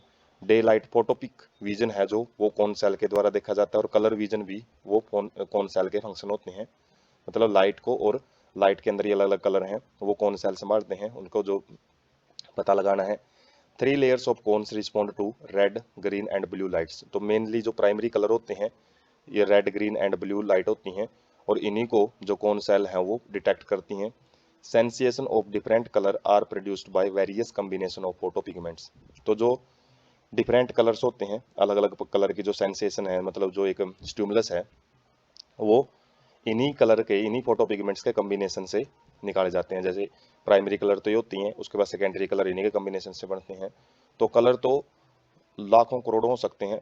वैसे ही माना जाता है कि हमारी जो आंखें हैं वो 1 करोड़ कलर को अलग अलग पहचान सकती हैं, तो वो इन्हीं के कम्बिनेशन से बनते हैं। तो when these cones are stimulated equally, इस sensation of white light is produced. तो सारे जब ये कौन सेल एक्टिव हो जाती हैं, मतलब स्टिमुलेट हो जाती हैं इक्वली, तो व्हाइट कलर प्रोड्यूस होता है, व्हाइट कलर का पता लगता है। जबकि यदि एक भी स्टिमुलस नहीं होती हैं तो ये डार्क कलर को प्रोड्यूस करती हैं। उसके बाद है रोड सेल, जो कि ट्विलाइट और स्कोटोपिक विजन, ट्विलाइट मतलब जो रात का जो लाइट कम होती है जब, तो उस विजन को संभालने का काम रोड्स का होता है। Contain a purplish red protein, तो इनके अंदर एक रेड प्रोटीन प्रेजेंट होता है, पर्पलिस रेड प्रोटीन। रोडोप्सिन होता है, और visual purple derivative of vitamin A, तो विटामिन ए का डेरिवेटिव होता है ये प्रोटीन। और यदि विटामिन ए की कमी हो जाती है तभी हमको रात को दिखना बंद हो जाता है, जिसको नाइट ब्लाइंडनेस बोलते हैं। क्योंकि जो ये प्रोटीन है यही कम लाइट के प्रति एक्टिव होता है, थोड़ी सी लाइट में भी ये अच्छे ढंग से चीज़ों को देख सकता है। तो रोड्स का मतलब है, जो रोड लाइक स्ट्रक्चर होती है, वैसे कोन का मतलब होता है शंकु टाइप की स्ट्रक्चर होती हैं। लेकिन हम नाम से पता कर सकते हैं याद रखने के लिए, रोड्स जैसे रात रात को एक्टिव होती हैं ये, और इसका अपोजिट जो कोन्स है वो दिन में एक्टिव होती हैं। उसके बाद है इनर रीजन में ही ब्लाइंड स्पॉट होता है एक।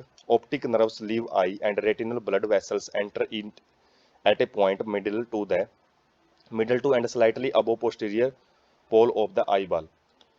तो पोस्टीरियर जो भाग होता है उसके थोड़ा सा ऊपर एक पॉइंट होता है, जहां से जो ऑप्टिक नर्व्स हैं, जो नर्व्स होती हैं जो सिग्नल को आई से लेके जाती हैं ब्रेन के पास, तो वो एक पॉइंट से छोड़ती हैं, और जो ब्लड वेसल्स हैं उसी पॉइंट से आई के अंदर एंटर करती हैं।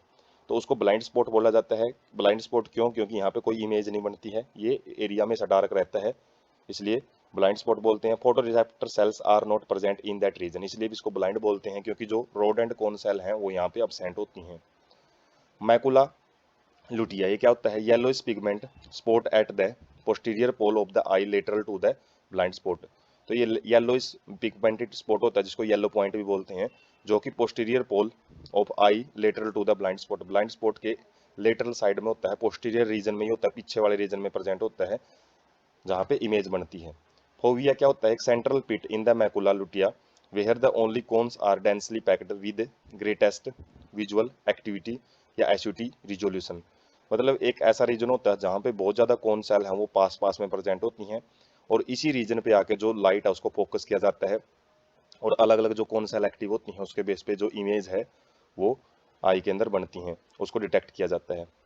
Aqueous humour space between cornea and lens, जो आगे का पोर्शन होता है, जो कॉर्निया, जो एक ग्लास जैसी स्ट्रक्चर होती है, और जो लेंस है, इनके बीच में एक वाटरी फ्लूइड, पानी जैसा एक पदार्थ है वो भरा होता है, जिसको एक्वस ह्यूमर बोलते हैं। नाम से पता लग रहा है, एक्वस मतलब वाटर। विट्रस ह्यूमर क्या होता है? ये स्पेस जो लेंस के बीच में और जो रेटिना के बीच में जो खाली जगह होती है, वहां पे भी एक ट्रांसपेरेंट जेल लाइक स्ट्रक्चर है, वो बड़ी होती है। और इनका काम क्या होता है? दोनों का एक्वस चैम्बर हो चाहे विट्रस चैम्बर हो, जो फ्लूइड है इनके अंदर, ये भी लेंस की मदद करते हैं लाइट को कन्वर्जिंग करने में। मतलब जो फोविया रीजन है उसके ऊपर फोकस करते हैं, और जिसकी वजह से हमको एक इमेज है, क्लियर कट इमेज है, वो इन्हीं की वजह से दिखाई देती है। उसके बाद है स्ट्रक्चर ऑफ रेटिना। रेटिना के अंदर जो हमने रोड एंड कौन सेल हैं वो देखी हैं, तो उनको हम पिक से समझ सकते हैं। जो रेटिना की सेल हैं वहाँ पे रोड सेल देख सकते हैं, रोड जैसी स्ट्रक्चर है, कोन में शंकु जैसी स्ट्रक्चर है।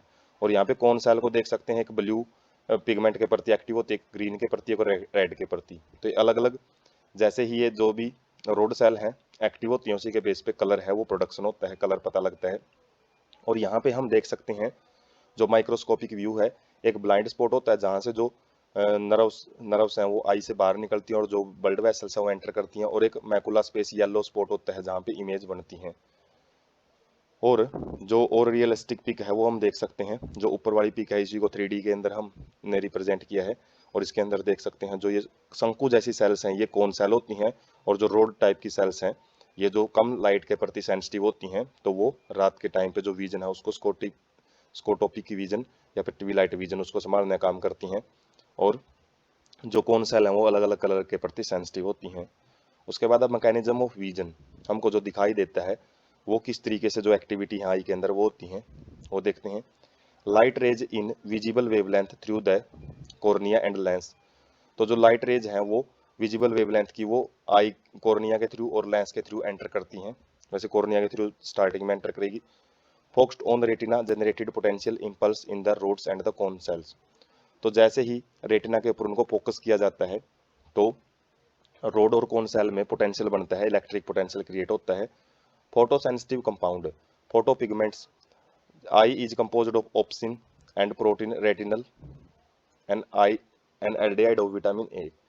तो कुछ फोटो सेंसिटिव कंपाउंड होते हैं आई के अंदर जो कि ऑप्सिन नाम का एक प्रोटीन होता है और एक रेटिनल एक विटामिन ए का एक एल्डिहाइड होता है। एल्डिहाइड जो फंक्शनल ग्रुप जब विटामिन ए के ऊपर लग जाता है तो एल्डिहाइड डेरिवेटिव है ये। तो जब ये जो फोटो सेंसिटिव कंपाउंड है इन दोनों के कॉम्बिनेशन से मिलकर बनता है विटामिन ए और एक ऑप्सिन प्रोटीन से। तो light induced dissociation of retinal from obscene. तो रेटिनल और जो ऑप्सिन है ये दोनों अटैच होते हैं लेकिन जैसे लाइट गिरती है इनके ऊपर दोनों अलग अलग हो जाते हैं और इनकी जो स्ट्रक्चर है ऑप्सिन की जो स्ट्रक्चर है प्रोटीन की स्ट्रक्चर वो चेंज हो जाती है और इसकी वजह से काजिंग मेम्ब्रेन परमेबिलिटी चेंजेज। और जैसे हमने जो एक्शन पोटेंशियल डिस्कस किया था फर्स्ट पार्ट में वो कैसे बनता है, जो चार्ज हैं वो अपोजिट होते चले जाते हैं उसकी वजह से वहाँ पे तो हमने जो परमेबिलिटी है सोडियम की वो देखी थी वो चेंज हो गई थी। लेकिन इसी जैसे चेंजेज है वो यहाँ पे भी देखने को मिलेंगे जिसकी वजह से करंट है वो तैयार हो जाता है और जो आगे की तरफ बढ़ता रहता है। As a result potential difference are generated in photo receptor cells, जिसकी वजह से एक पोटेंशियल डिफरेंस है वो क्रिएट होएगा, करंट बनेगा और एक करंट है आगे के आगे बढ़ता रहता है जो हमने जो कंडक्शन ऑफ नरम पल्स देखा था उसके अंदर। Produce a signal that generate action potential in ganglion cells and through the bipolar cells. तो बाइपोलर सेल्स से जिनके दो पोल्स होते हैं जो कि रोड एंड कोन के साथ अटैच होते हैं। बाइपोलर मतलब दो पोल, एक पोल इनका रोड एंड कोन सेल से जुड़ा होता है और जबकि दूसरा जो एंड है वो नर्व या गैंग्लियन सेल से जुड़ा होता है। तो इनके बीच में जो एक्शन पोटेंशियल है वो बनने शुरू हो जाते हैं, नर्व इंपल्स बनती हैं। Action potential are transmitted by optic nerve, जो देखने से रिलेटेड विजन से रिलेटेड जो नर्व्स हैं वो सिग्नल को लेके जाती हैं किसके पास, visual cortex area of brain. Brain का जो कोर्टेक्स रीजन हमने देखा था उसके अंदर अलग अलग एरिया होते हैं तो विजुअल कोर्टेक्स एरिया के पास जो सिग्नल है उनको लेके जाया जाता है। Where neural impulses are analysed and image is recognised based on earlier memory and experience. जहाँ पे जो भी सिग्नल है उनको एनालाइज किया जाता है, उनका निरीक्षण किया जाता है, जो इमेज बनी है उसको रिकॉग्नाइज किया जाता है किसके बेस पे, हमारे पास जो मेमोरी है पहले उस चीज़ की इमेज की कोई मेमोरी है। जैसे हम अक्षर को कैसे पहचान पाते हैं क्योंकि वो अक्षर पहले से हमारे पास जो लेटर्स हैं उनकी एक इमेज ब्लूप्रिंट पहले से ही होता है, तभी हमको पता लगता है भाई मेमोरी लिखा हुआ है या एक्सपीरियंस लिखा हुआ है। तो मेमोरी के बेस पे ही हम लेटर्स वगैरह है या फिर इमेज है किसी भी चीज़ की उसको देखते हैं। तो यहाँ पे जो एक जो हैरान कर देने वाली बात क्या है, आई के अंदर जो भी इमेज बनती है वो हमेशा उल्टी बनती है और ब्रेन ही उस इमेज को सीधा करके देखता है। तो जो इमेज है हमको वैसे सीधी दिखाई देती हैं लेकिन बनती वो उल्टी हैं क्योंकि जो कन्वेक्स लेंस होते हैं वो हमेशा रियल एंड इन्वर्टेड इमेज बनाते हैं जो कि हम रिफ्लेक्शन ऑफ लाइट में फिजिक्स के अंदर पढ़ते भी हैं।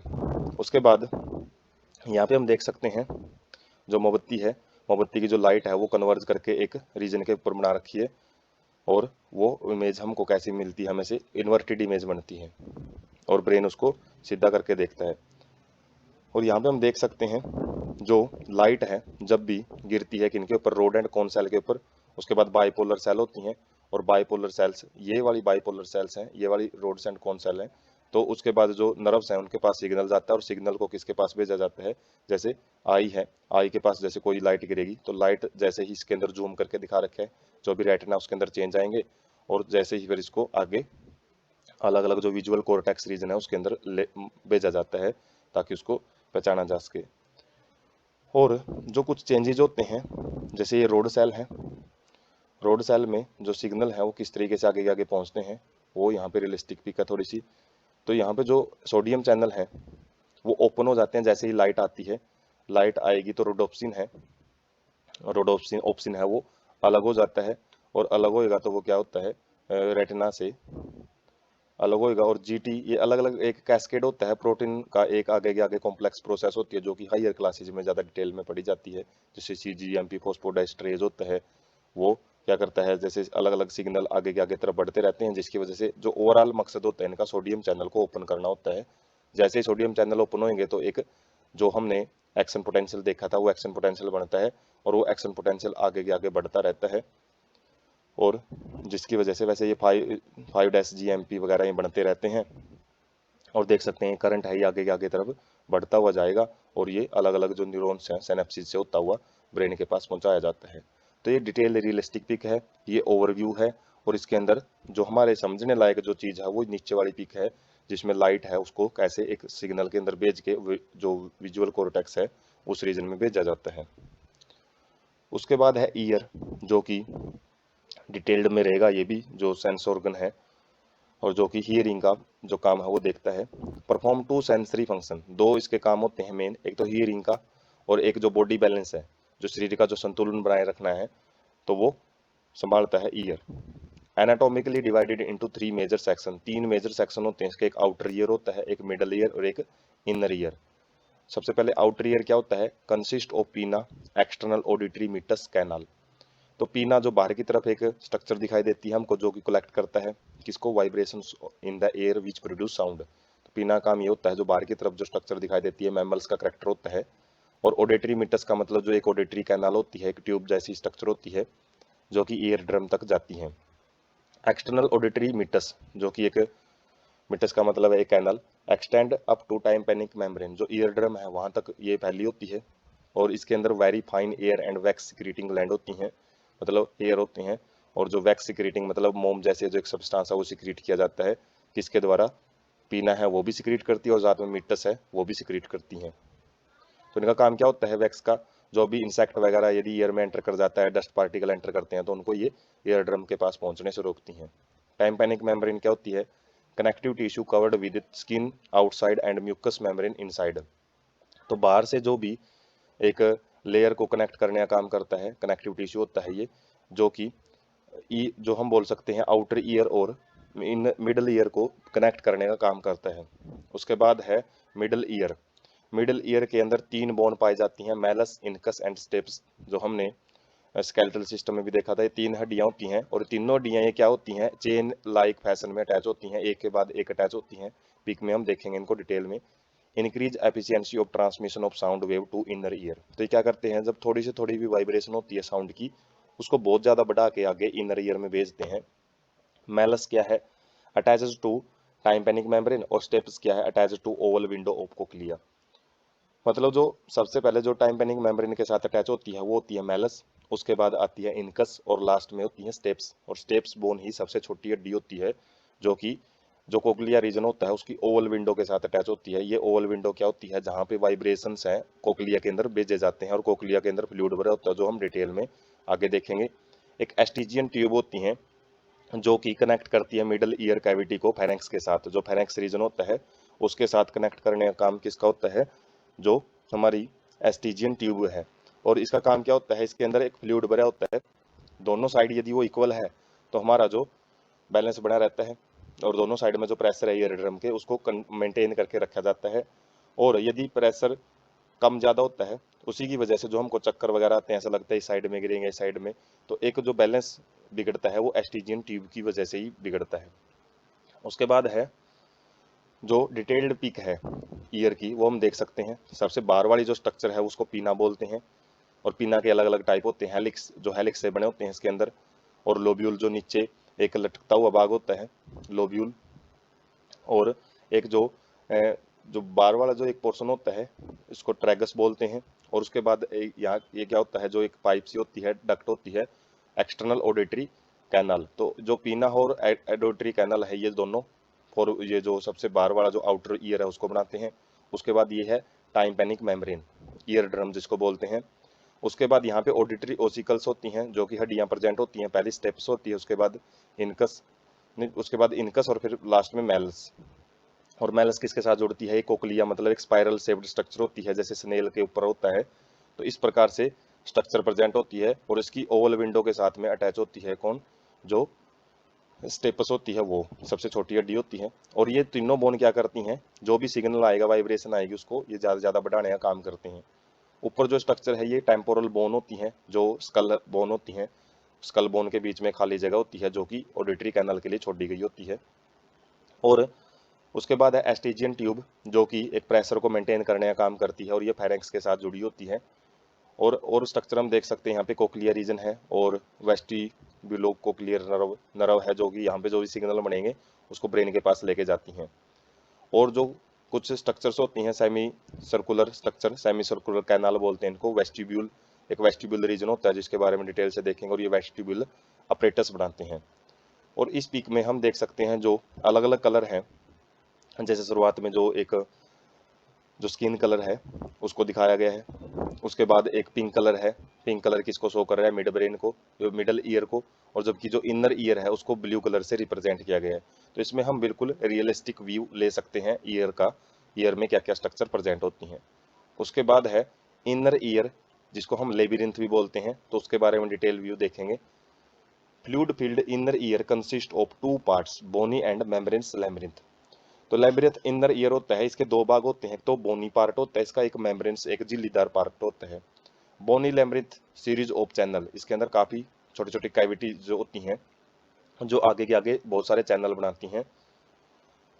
और इसके आगे टाइप होते हैं मेम्ब्रेन लैम्ब्रिथ, मेम्ब्रेन जो लैम्ब्रिथ है, जैसे बोनी लैम्ब्रिथ तो इतना ही है, उसके बाद है मेम्ब्रेन लैम्ब्रिथ। तो ये क्या होता है, lies inside the bony labyrinth, bony labyrinth के अंदर प्रेजेंट होता है, surrounded by a fluid called the perilymph. और किसके द्वारा, एक फ्लूइड के द्वारा कवर होता है, ये फ्लूइड के द्वारा सराउंडेड होता है, जिसको पेरिलिम्फ बोला जाता है। Filled with A fluid endolymph, और इसके अंदर जो फ्लूइड होता है उसको एंडोलिम्फ बोलते हैं। बाहर की तरफ पेरिलिम्फ और अंदर की तरफ जो फ्लूइड है वो endolymph. Cold portion of labyrinth, labyrinth inner ear का जो कोल्ड पोर्शन देखा था, जैसे मैंने स्नेल टाइप की स्ट्रक्चर बताई थी, जो ये गोंगे होते हैं उनके ऊपर जो एक सेल होती है उस जैसी स्ट्रक्चर, कोक्लिया बोलते हैं उसको।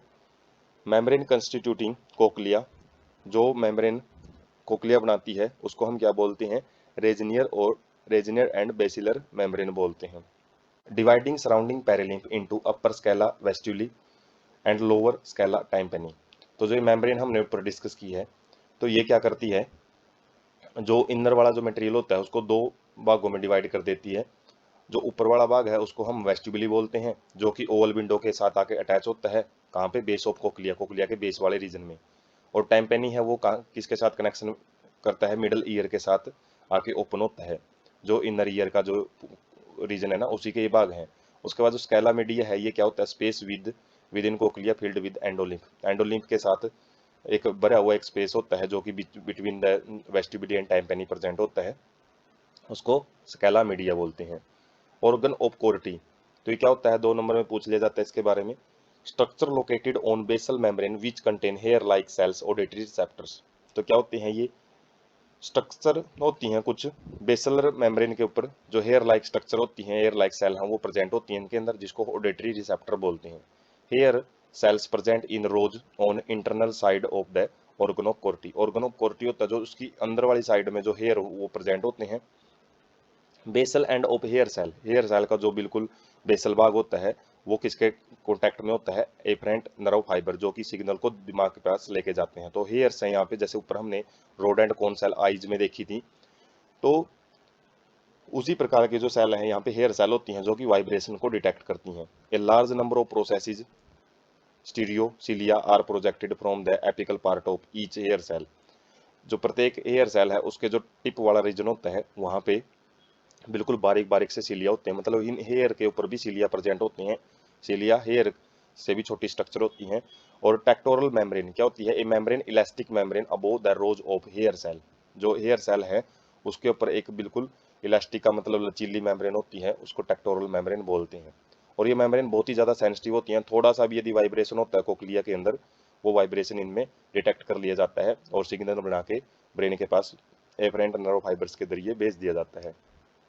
उसके बाद है जो मिडल ईयर की बात हम कर रहे थे, यहाँ पे हम देख सकते हैं बोनी लैम्ब्रिथ और मेम्ब्रेस लैम्ब्रिथ को अलग अलग कलर से रिप्रेजेंट किया गया है। जो कलर थोड़ा सा जो लाइट ब्लू है उसको, जो स्काई ब्लू है उसको हम बोल सकते हैं मेम्ब्रेस लैम्ब्रिथ, जो बीचों बीच रहता है बिल्कुल। और जो पर्पल कलर है वो बाहर की तरफ वाला पोर्शन होता है जिसको बोनी लैम्ब्रिथ बोलते हैं, क्योंकि हार्ड स्ट्रक्चर होती है ये। और यहाँ पे हम अलग अलग स्ट्रक्चर देख सकते हैं, जैसे सेमी सर्कुलर डक्ट होती हैं, एंटीरियर लेटरल एंड पोस्टीरियर ऊपर की तरफ प्रेजेंट होती हैं, जो सेमी सर्कुलर मतलब अर्ध वृत्ताकार स्ट्रक्चर होती हैं। उसके बाद इनकी स्ट्रक्चर होती है यूट्रिकल सैक्यूले, जो हम आगे की स्लाइड में देखेंगे। सिस्टर ने विद एम्पुला, तो एम्पुलरी रीजन क्या होता है, जो थोड़ा जो वाइडर रीजन होता है। उसके बाद वेस्टिबुलर डक्ट होती हैं, कोक्लियर डक्ट, कोक्लिया के अंदर जो एक नाली होती है एम्प्टीट्यूब्यूल्स। उसके बाद टाइम्पैनिक डक्ट होती है। टाइम्पैनिक डक्ट क्या होती हैं, जो कि टाइम्पेनम के साथ आके अटैच होती हैं, जो टाइम्पेनम है। और उसके बाद कोक्लिया, ये कंप्लीट रीजन होता है जो एक सर्कुलर पोर्शन बनाता है। और इसी के साथ में क्या अटैच होता है, वेस्टिबुलर कोक्लियर नर्व, जो कि सिग्नल जितने भी बनेंगे यहाँ से, वो सिग्नल को ब्रेन के पास लेके जाया जाता है। उसके बाद है वेस्टिबुलर अपरेटस, जो हमने यहाँ पे स्लाइड में देखा है वेस्टिबुलर अपरेटस। तो उसको हम डिटेल से, जैसे पीछे वाले में भी देखा था वेस्टिबुलर डक्ट वगैरह, तो काफ़ी सारी स्ट्रक्चर से मिलके बनता है वेस्टिबुलर अपरेटस। तो complex system in inner ear, inner ear में पाया जाता है, जिसको वेस्टिबुलर अपरेटस बोलते हैं। कोक्लिया के अबो रहता है ये। Composed of 3 semi circular canal, जो ऊपर की तरफ जो स्ट्रक्चर होती हैं, तो उन कैनल से मिलकर बना होता है। और साथ में एक ओटलियत मैकुला भी प्रेजेंट होता है। Each semi circular canal lie in different planes at right angle to each other. तो तीनों की तीनों जो ये सर्कुलर कैनाल है, एक दूसरे के परपेंडिकुलर बनाती हैं। जैसे हम 3 एक्सिस पढ़ते हैं, X axis, Y axis, Z axis, जो कि एक दूसरे के परपेंडिकुलर होते हैं। इसी तरीके से जो ये कैनाल हैं, वो भी एक दूसरे के परपेंडिकुलर होती हैं। Membranous canals are suspended in the perilymph of the bony scales, bony canals. तो जो ये मेम्ब्रेन्स कैनल हैं, ये सस्पेंडेड का मतलब एक डूबी हुई होती हैं पेरिलिम्फ के अंदर, जो बोनी कैनल के अंदर प्रेजेंट होता है। बोनी कैनल का जो पेरिलिम्फ होता है, जो फ्लूइड होता है, उसके अंदर ये फ्लूइड के अंदर ही सस्पेंडेड होती हैं, वहाँ पे स्थिर होती हैं। क्रिस्टा एंड मैकुला क्या होता है, क्रिस्टा एम्पुलरीज क्या होता है, ये projecting ridge with hair cells on the swollen base of the canal ampulla region. जो एम्पुला रीजन हमने पीछे स्लाइड में देखा था, तो वो थोड़ा सा वाइडर रीजन होता है, और उसके अंदर एक रिज, एक उबार जैसी स्ट्रक्चर होती है, जिसके ऊपर हेयर सेल्स भी प्रेजेंट होती हैं। तो उसको हम क्रिस्टा एम्पुलरिस बोलते हैं। और मैकुला क्या होता है, ये projecting ridge in saccule and utricles, जो हमने जो पिछली स्लाइड में यदि हम देखें, जो यूट्रिकल्स और सैकुला, इनका जो एक उबार जैसी जो स्ट्रक्चर है, जैसे उबार सी जो स्ट्रक्चर है, तो रिज मतलब उबार जैसी स्ट्रक्चर को बोला जाता है। तो उनको क्या बोलते हैं, हम मैकुला बोलते हैं। Specific receptor of vestibular apparatus, जो वेस्टिबुलर अपरेटस में मेन रिसेप्टर का काम यही करता है, जो सिग्नल है उसको रिसीव करता है। और साथ में जो बॉडी बैलेंस है, शरीर के अंदर जो बॉडी बैलेंस को बनाए रखने का काम, और पोस्चर है, मुद्रा को बनाए रखने का काम भी मैकुला रीजन भी संभालता है। उसके बाद है जो रीजन है वेस्टिबुलर अपरेटस, वो डिटेल में यहाँ पे दिखा रखा है। जैसे हमने 3 सेमी सर्कुलर कैनाल देखी हैं, एक दूसरे के परपेंडिकुलर होती हैं। और उसके बाद ये डक्ट के द्वारा ओपन होती हैं, किसके अंदर, यूट्रिकल्स और सैकुला, जो कि उबार जैसी स्ट्रक्चर होती हैं। और कोक्लिया रीजन, ये अलग रीजन आ जाता है, जो ये इस साइड वाला पोर्शन है सारा का सारा, जो कोक्लिया से एक साइड में प्रेजेंट होता है, उसको वेस्टिबुलर अपरेटस बोलते हैं। बाकी कोक्लिया के अंदर एक डक्ट होती है, जो कि बिल्कुल फाइन से फाइन होती चली जाती है। तो इसके भी अलग अलग भाग जो दिखा रखे हैं, scala vestibuli, cochlear duct and scala tympani, जो हमने अलग अलग जो स्ट्रक्चर देखी थी। ऊपर वाले को टाइम्पेनी बोलते हैं, नीचे वाले को वेस्टिबुली बोलते हैं, बीच वाले को स्केल टाइम्पेनी मीडिया बोलते हैं, नहीं स्केला मीडिया बोला जाता है। उसके बाद है मैकेनिज्म ऑफ ईयरिंग, सुनने की जो प्रक्रिया वो कैसे होती है। External ear receive sound waves and directs them to the ear drum. तो जो ईयर ड्रम के पास जो सिग्नल है, वो सबसे पहले किसके द्वारा भेजे जाते हैं, पीना जो स्ट्रक्चर होती है, वो कलेक्ट करता है साउंड वेव को, और ज़्यादा से ज़्यादा साउंड वेव को इकट्ठी करके वो ईयर ड्रम के पास भेजता है। ईयर ड्रम के अंदर वाइब्रेशन होती है, कंपन होती है, और जो कि साउंड वेव का प्रति कंपन शो करता है। और ये कंपन फिर आगे ईयर ओसिकल्स के द्वारा ओवल विंडो तक भेजी जाती है। ओवल विंडो कोक्लिया का रीजन होता है। विंडो मतलब क्या होती है, खिड़की। तो खिड़की मतलब एक ओपनिंग पार्ट होता है जो इनर ईयर का, जो कि मिड ब्रेन में जो मिडल ईयर है उसके अंदर आके ओपन होता है। Vibrations are passed through the oval window on a fluid of cochlea and where they generate waves in the lymph. तो जो वाइब्रेशंस हैं, उसके बाद ओवल विंडो के थ्रू वो किसके अंदर भेज दिए जाते हैं, कोक्लिया की जो डक्ट है उसके अंदर, जहाँ पे जो वेव्स बनती हैं लिम्फ के अंदर, जो लिम्फ वहाँ पे फ्लूइड भरा होता है उसके अंदर, जैसे पानी के अंदर लहरें बनती हैं, तो ऐसे लहर सी बनती हैं। और waves in the lymph induce a ripple in the basilar membrane, तो जिसकी वजह से जो बेसिलर मेम्ब्रेन उनके अंदर काफ़ी जो वाइब्रेशंस है, रिपल मतलब एक टाइप का जो जैसे वाटर मूव करता है, तो जो बेसल मेम्ब्रेन पे जो एक फ्लूइड मूव करता है, तो उस मूवमेंट को ये कोज करती हैं। These movements of basilar membrane bend air cells and pressing them against the tectoral membrane। तो इससे क्या होएगा, जो हेयर सेल प्रेजेंट होती हैं कोक्लिया के अंदर, तो वो क्या होंगी, मूव करना शुरू करेंगी, वो बैंड होंगी, और बैंड होते ही जो उनकी टेक्टोरल मेम्ब्रेन्स होती हैं वो क्या होती हैं, प्रेस होती हैं, वो दबाव महसूस करती हैं, जिसकी वजह से नर्व इम्पल्स है वो बनती हैं, और वो नर्व इम्पल्स एफरेंट न्यूरॉन्स में बनना स्टार्ट हो जाती हैं। और ये नर्व इम्पल्स कहाँ पे जाती हैं, फिर एफरेंट फाइबर्स के जरिए auditory nerve to auditory cortex of the brain. जैसे विजुअल कॉर्टेक्स होता है, ऐसे ही ऑडिटरी कॉर्टेक्स होता है, फोर ब्रेन के अंदर ही होता है, जो हीरिंग को, जितने भी जो सिग्नल वगैरह आते हैं उनको देखता है, उनके बेस पे जो भी एक्शन है, एनालिसिस है, वो आगे करता है। Where the impulses are analysed and sound is recognised. उसके बाद जो अलग अलग जो साउंड आती हैं उनको एनालाइज किया जाता है, और साउंड पहचानी जाती है कि किस चीज़ की साउंड है। तो यह है मैकेनिज्म ऑफ हीरिंग। उसके बाद जो हम अलग अलग पिक से देख सकते हैं, जैसे स्टार्टिंग में सबसे ऊपर वाली पिक है, जो साउंड वेव्स आ रही हैं, जिससे कि ईयर ड्रम है उसमें कंपन हो रही है, जो अलग अलग बोन से देख सकते हैं। सबसे पहली मैलस, इनकस और स्टेप्स। और स्टेप्स बोन ही किसके साथ अटैच है, ओवल विंडो के साथ, जो एक विंडो खिड़की जैसी स्ट्रक्चर से तो वाइब्रेशन होती है। और इसमें वाइब्रेशन वाले पोर्शन को, जैसे यहाँ पे म्यूजिक की साउंड आ रही है, इससे वाइब्रेशन हो रही है, और म्यूजिक की साउंड आगे कोक्लियर रीजन में आगे आगे कॉम्प्लेक्स से कॉम्प्लेक्स होती जाएगी, और नर्व सिग्नल बनते रहेंगे। और यहाँ पे जो करंट है, जो भी सिग्नल बनते हैं उनको, जो वाइब्रेशंस है, वाइब्रेशन आई ईयर ड्रम के पास, जो ओसिकल्स क्या हुई, वो मूवमेंट हुई, मूवमेंट में ओल विंडो के जरिए जो वाइब्रेशंस है वो कोक्लियर रीजन में गई, कोक्लियर रीजन से एक करंट सा तैयार हुआ वहाँ पे, और करंट को किसके पास भेजा जाता है, इफरेंट नर्व फाइबर्स के द्वारा, जो ब्रेन का ऑडिटरी कॉर्टेक्स रीजन है वहाँ पे उसको भेज दिया जाता है।